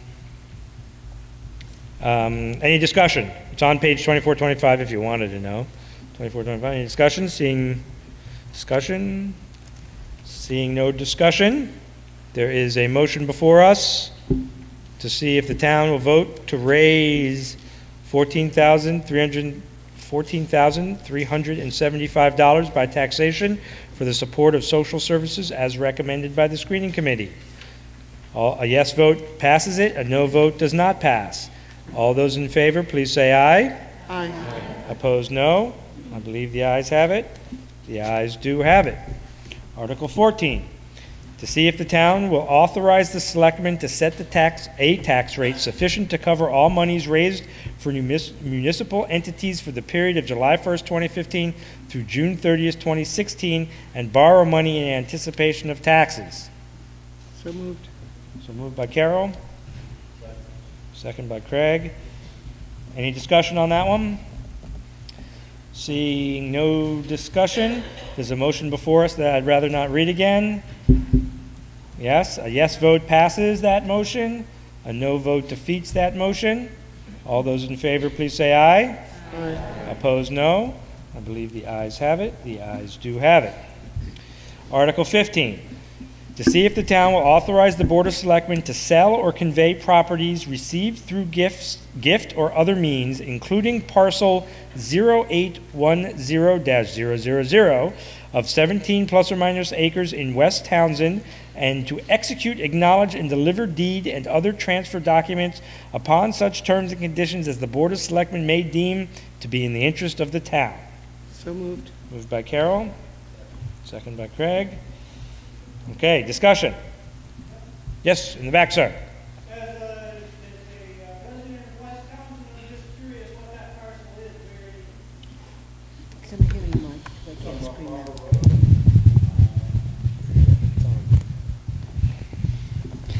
That particular parcel is bordered by Sursosimo, or is bordered by Sursosimo and I believe Galbraith. It's a landlocked piece of property that would need access from either of those two landowners to get to it. We have done some preliminary deed searches to try to determine who has owned it or who did own it in the past, and have been unsuccessful. Neither Sursosimo nor Galbraith claim it. It has not collected any taxes, I believe, since the 1960s. And because it is essentially abandoned, forgotten, misplaced, I don't know what you want to call it, we need the voters' permission to do something with this 17 acres and get it back on the tax rolls. Yes, sir.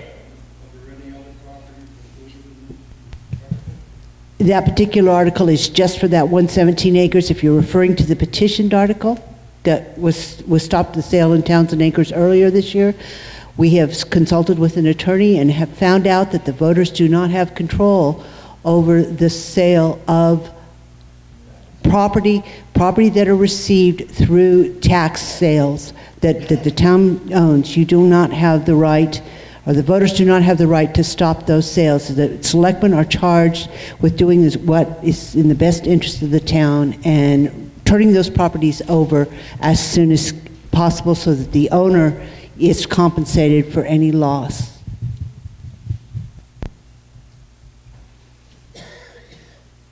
We just straight from that. Yes. Just to clarify, yes, this article will authorize the sale of any properties that the town has if the board were to decide that it was to the benefit of the town to sell it. So it's not specific only to that 17-acre parcel. That 17-acre parcel is unique in that it's missing. But, you know, properties purchased by the town on tax sales would also fall under this article. Yeah. I think. Yes, Irv in the back. I believe that both of the statutes that have to be put up to bid to get rid of it. For this 17 acres? For the.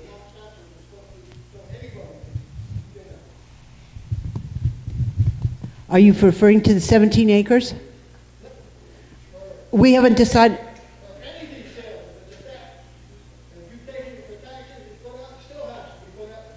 Right, and quite frankly, the town purchased the property that we're all talking about. We purchased that at tax sale. It has already been out to tax sale, and the town purchased it. This particular property, we have not decided how we're going to dispose of it. We're just asking, because we have identified this property, this 17 acres that's been off the tax rolls for so long, we're basically bringing it forward and asking, in effect, that you allow us to sell this abandoned piece of property. Yes, sir. Wait, there and then there. In the last reappraisal, did you get any value for that? Was any value placed on it for that? Yeah. There was an offer for it. There has been some preliminary discussion with the adjoining landowners as to whether or not they would be interested in purchasing this property. But we will make a decision at some point in time as to how it will be, whether it will be put out to bid, whether it will be auctioned, whether it will be listed for sale. We haven't made that determination as to how it will be disposed of yet. So? How come all of a sudden become interest? People have asked about that piece of land for the last 20 years, and nobody could ever give them an answer as to what the town was going to do with it or anything else about it. Why is it a concern now? I think that what happened again with 5 new members on the board, it just became apparent that in fact this piece of property was just sitting dormant, that nobody did claim it. We had several of the listers that believed it belonged to Sursosimo, so it was kind of in flux, in limbo, and we began to do the research necessary to figure out whether or not Sursosimo did own it, and their attorney came back and said, no, we don't claim it. So now we'd like to decide what to do with it after 40, 50 years. I have a second speaker. Anybody want to speak first? Yes.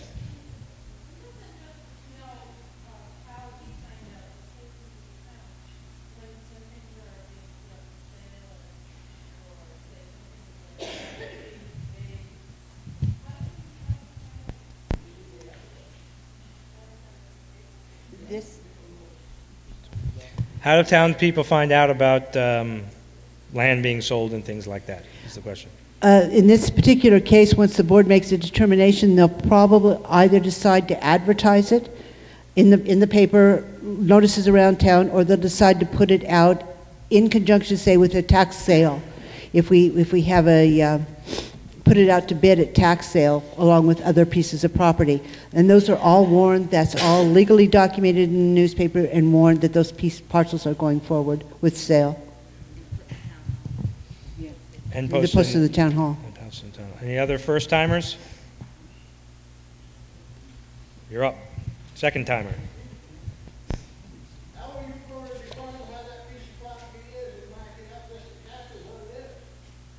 Do you want to answer that, Phil?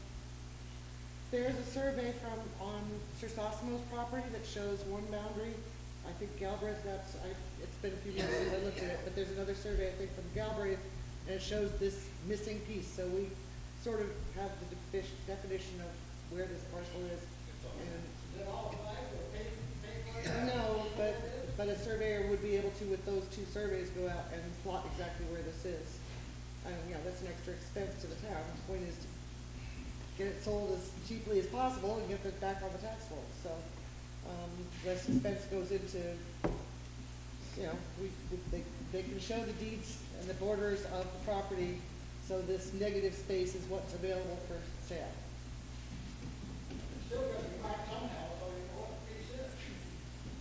Well, I guess the new board will have a right to get the surveyor to go out there and mark those spots. Any further discussion? Yes. So this property, there is a process so that this property could not just be handed over to somebody. It would have to go through the process in order to make bids on this. I'm just trying to understand exactly how much power we're giving the board. I know there are people that have been interested in this property, and I'm just wondering. At this point in time, as I said, the new board will have to convene and discuss this property. But technically, the decision will be made either to have it surveyed, to have it appraised. There will be some mechanism put into place to determine how much this property is worth. After that happens, the board will have to decide whether or not to put it up along with other tax sale properties through the bid system, through an auction, or whether we're just going to advertise it straight for sale as any landowner would if you were selling your property or your house.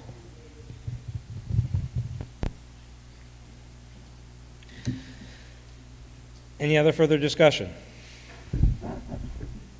Seeing no further discussion, we have a motion before us to see if the town will authorize the Board of Selectmen to sell or convey properties received through gifts or other means, including a parcel 0810-000 of 17 plus or minor acres in West Townsend, and to execute, acknowledge, and deliver deed and other transfer documents upon such terms and condition as the Board of Selectmen may deem to be the best interest in town.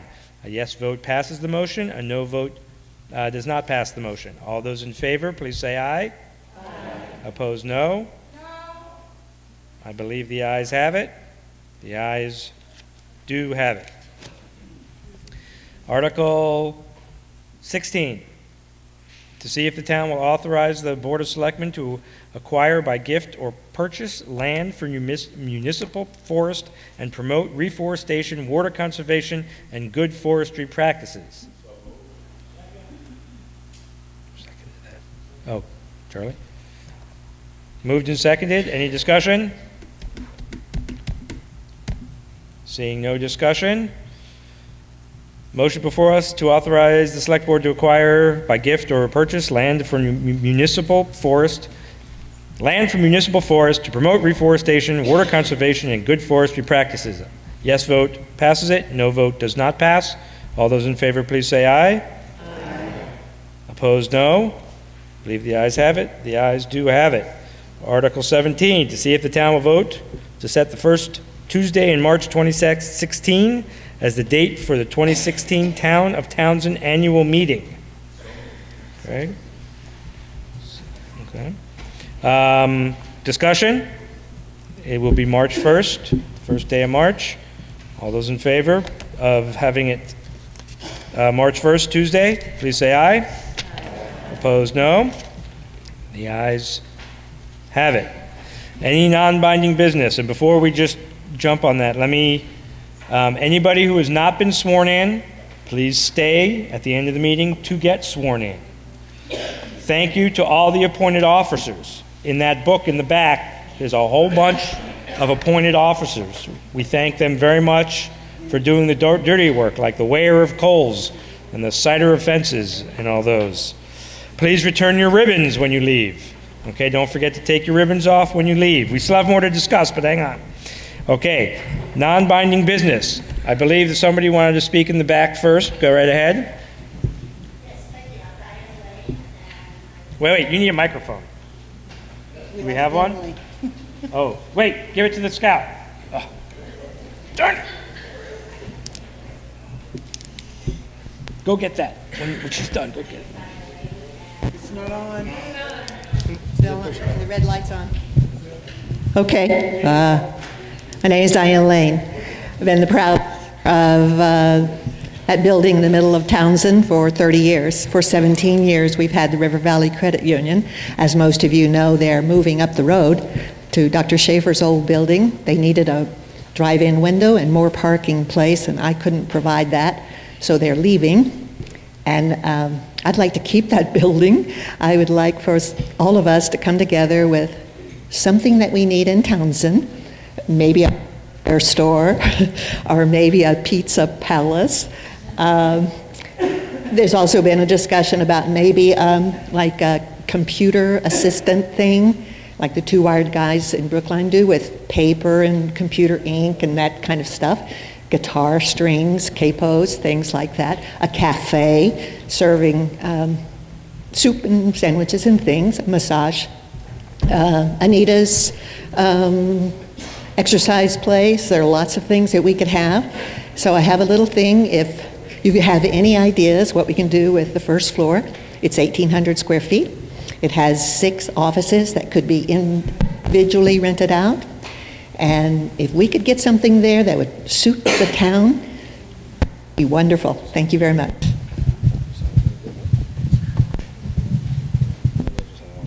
Thank you. Other non-binding business? Go ahead, Charlie.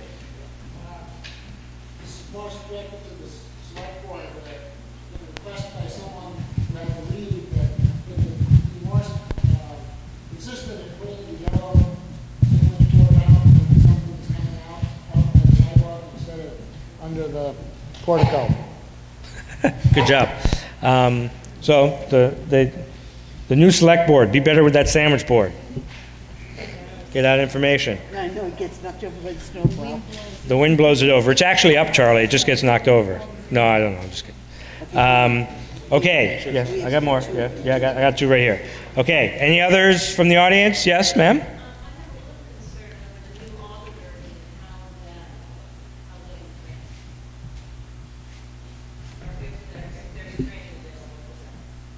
Yes. Yes. There's the state has a bunch. Yes. In the back. I think we should thank all the outgoing select board members and all the other people that are coming back next year. Thank you.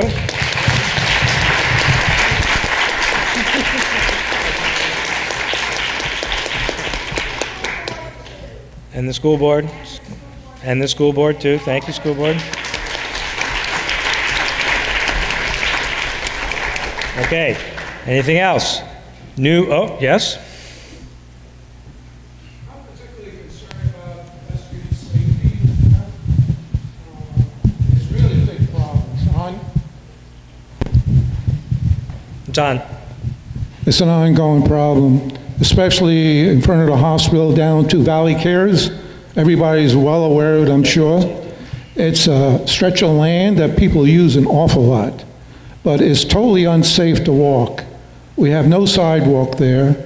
Whenever anybody wants to take a walk, especially the hospital staff, they use it a lot, and they can't use it in the wintertime at all.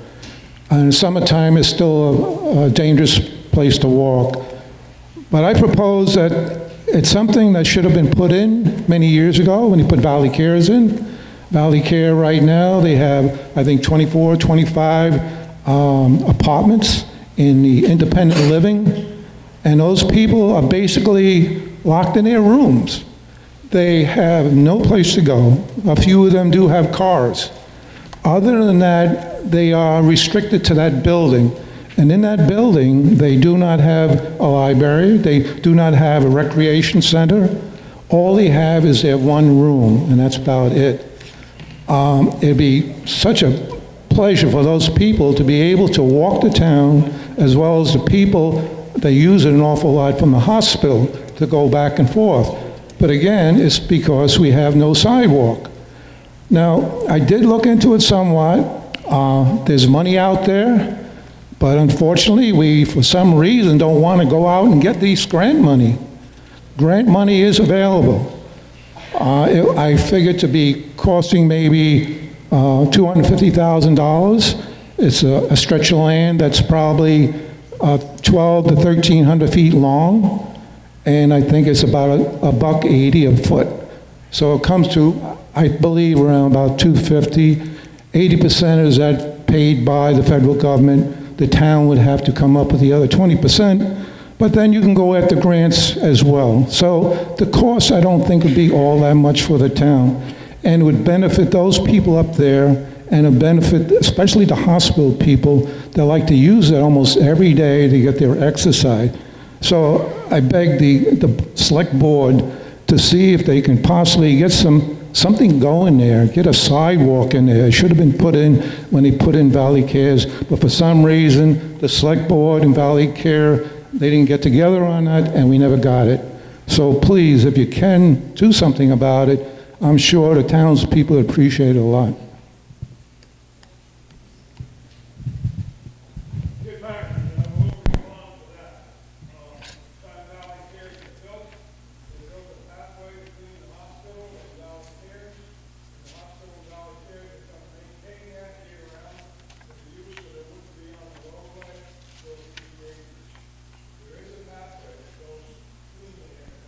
Maintained by the hospital.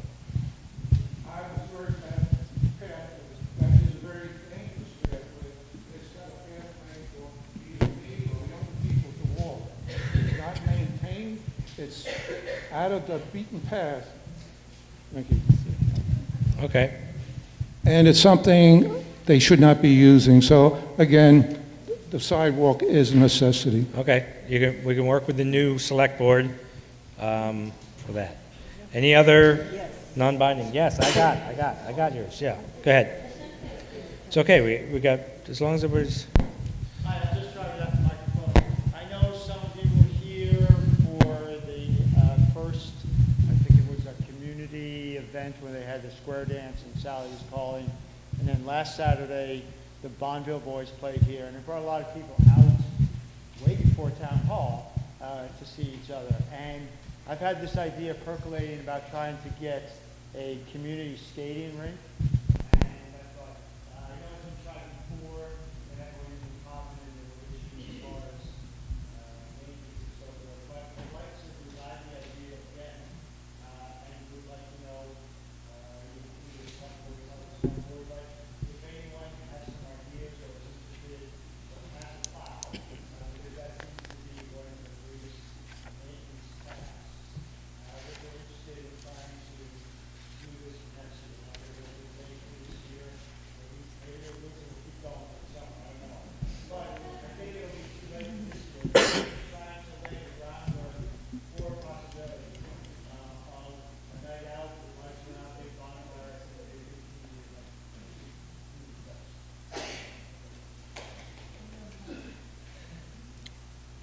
Yes, Mr. Stowell. I can answer that. We used to have one down on the girls' softball field. Town covered and everything else, and wouldn't anybody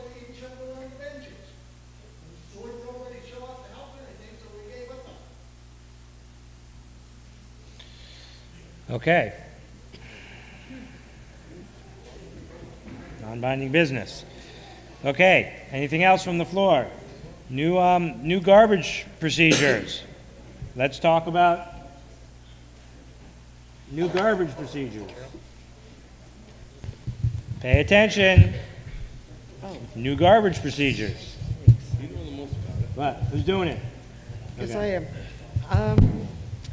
Act 148 came down and mandated that Yeah, bring it closer. that mandated that towns pay as they throw.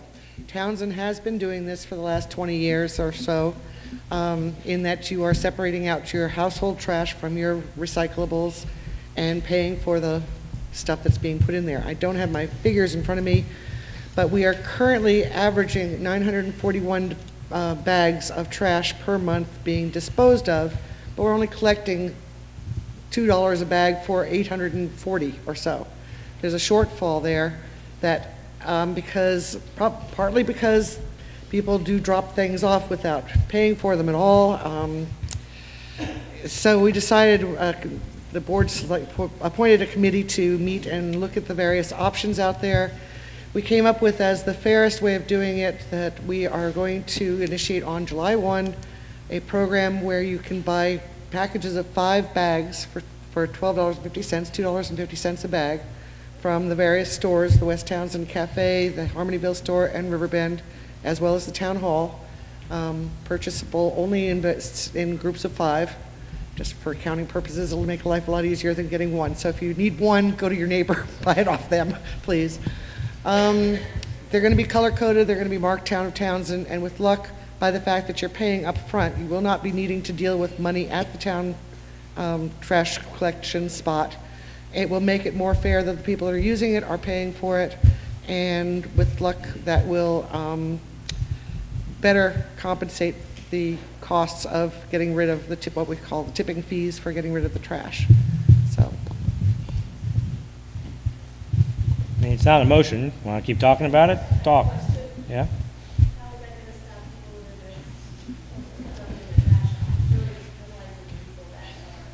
right. Well, the hope is that the trash attendant will be very much more on top of it. We do have video cameras on there, on the site now, and it just probably will take a matter of pursuing some people that drop off things illegally. And, well, the Board of Selectmen would have to call the police and provide the evidence. Yeah, the second constable will do it.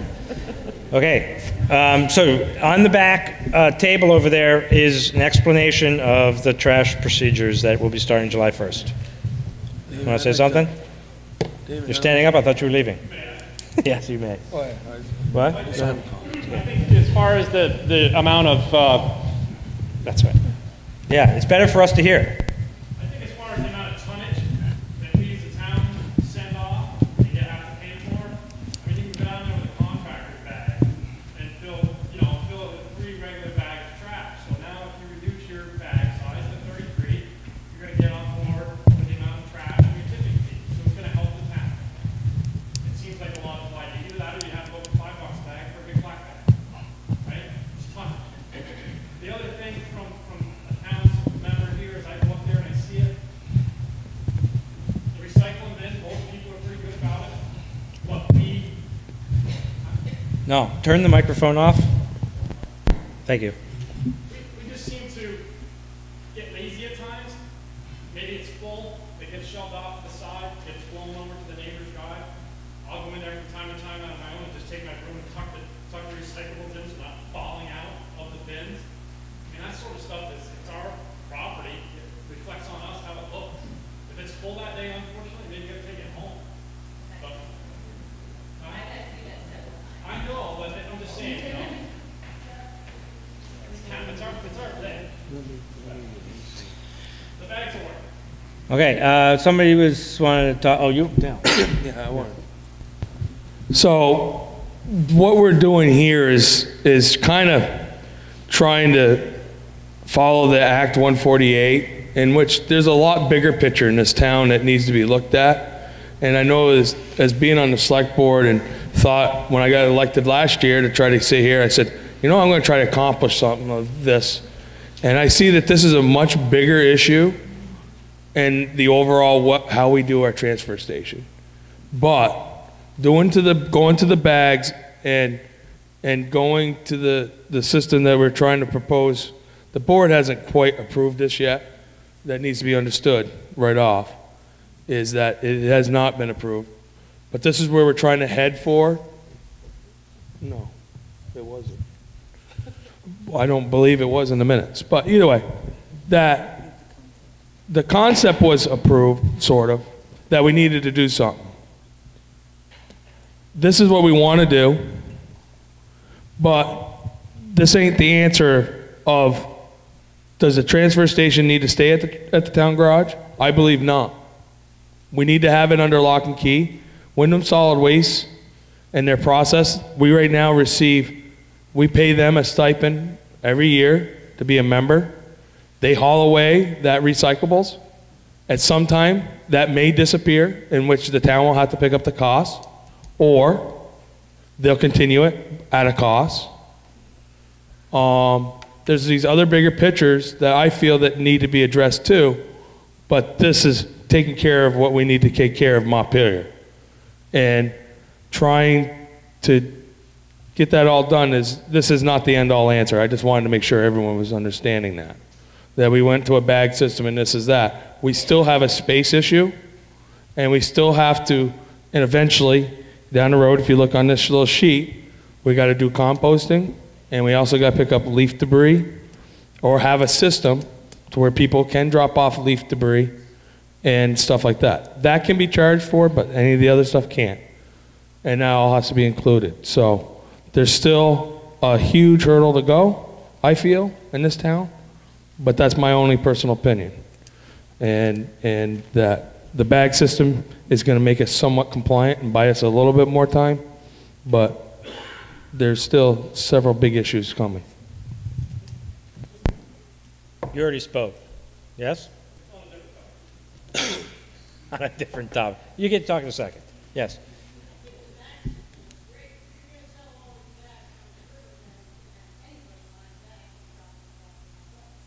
But that's okay as long as we get the 250.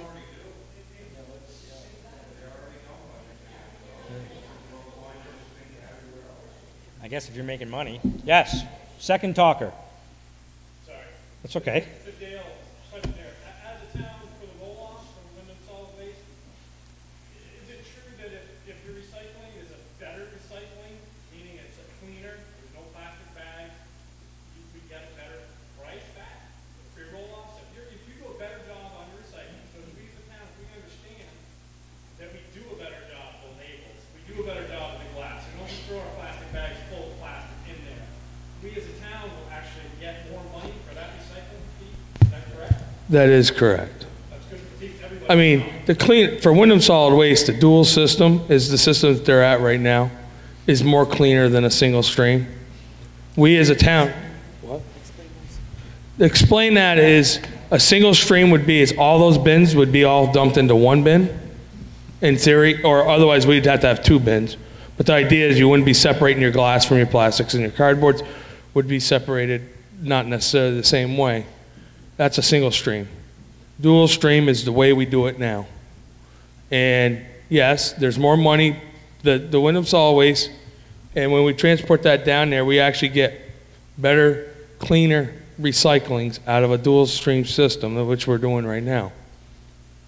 The thing is, a lot of our, what I'd say, trash haulers and stuff are going to the single stream because that's more customer friendly. More customer friendly, it'd be all of us going to the transfer station. It would be more friendlier for us to be able to just dump in one recycling bin and not separate our glass and plastic. But in the long run, financially, that is not cost efficiency in recycling. Is when you separate it out as much as you can prior to going to the process, to actually get the better bang for your buck on the other end. And that's in a nutshell. I mean, we could sit here and talk hours on hours on this. Hours on garbage. on garbage. Looks like we're going to continue Irvin garbage is a talk. very good person that understands trash. I guess we're I gonna actually continue understand. He's garbage been talk. there since the beginning. That was all in solid waste. And Irvin could answer some of these questions better than I could. Jeff?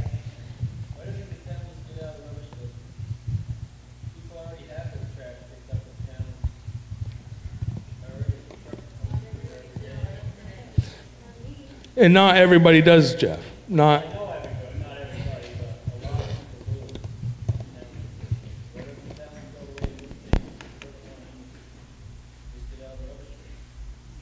Why doesn't the town get out of the rubbish business, go the way of Newfane, everybody pays to have their trash picked up?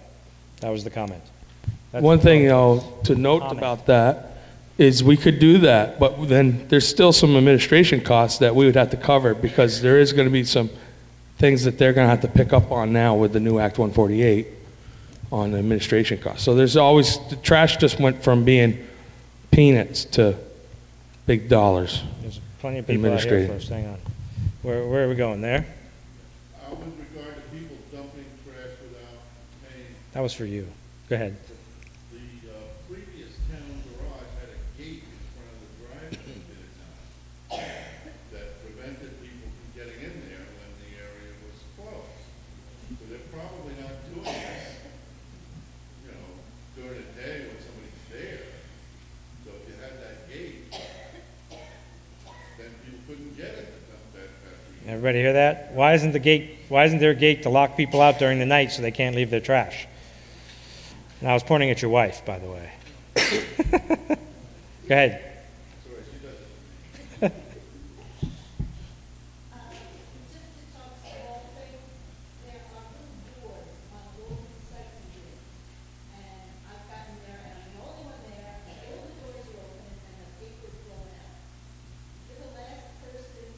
There for a while. If you just close the doors so the paper stays in.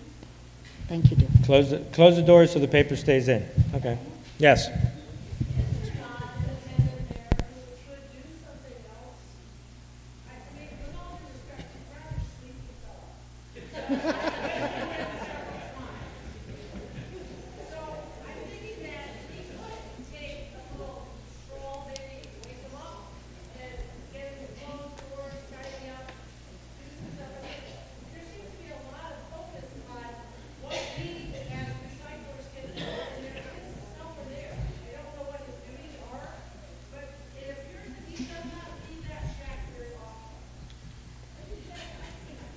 Okay.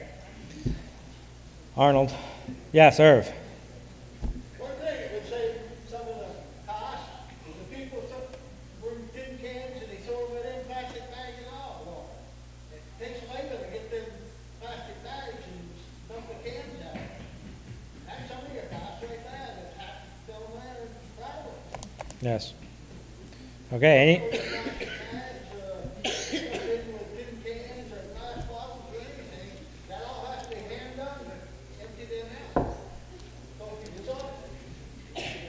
Okay. Yes.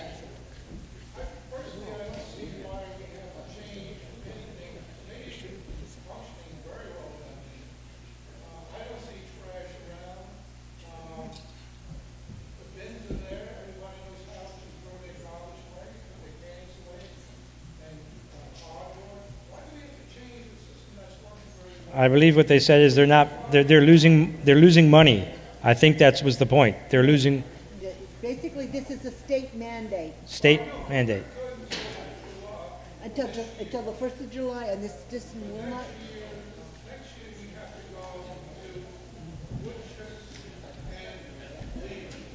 No, what we have to do is we have to start covering all of the costs of disposal of our garbage beginning July 1st. July 1st, we have to start covering all the costs of our garbage disposal, which right now what we collect wouldn't do that.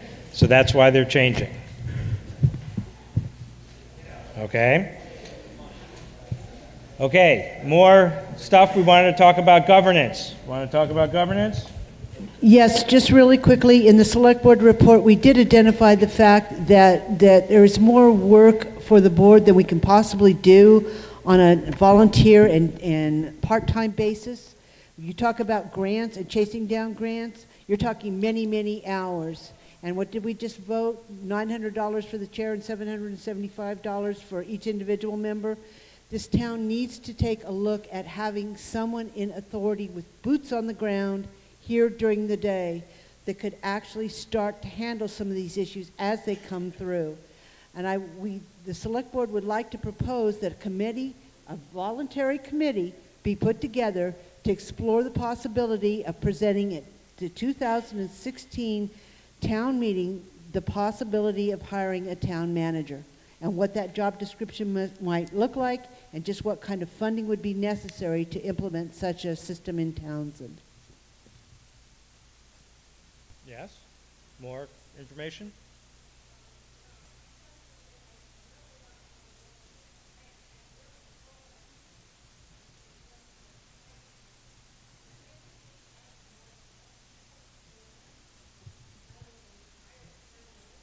The problem with... Okay, that's a good point to be taken for the new select board. I don't know if we need to discuss town governance right now. That's not what we necessarily need to do, that's all. I mean, when the issue is brought before the voters of Townsend, then that's the time to discuss town governance. This is more of just, this is what they're planning on asking the new select board to do, and then they will come back to the town. We're asking for a voluntary committee. Asking for a volunteer to committee. explore to be the put together, possibilities this next But the new select year. board's going to put that together. Yeah. Right, they're saying, and then they will bring a proposal, and then the town can discuss it. I don't know if I want to get into a discussion about town governance right now, because it's not on any, doesn't mean anything right now. Yes, no? You want to talk about town governance? Okay, I don't think it was necessarily warranted at this, or germane at this time. Right?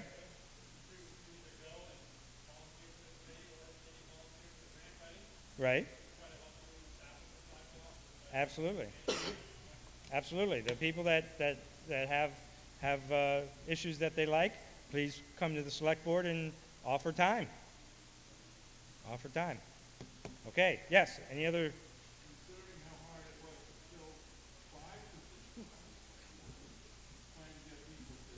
Okay. Okay. Yes, in the back. Did you want to? Yep.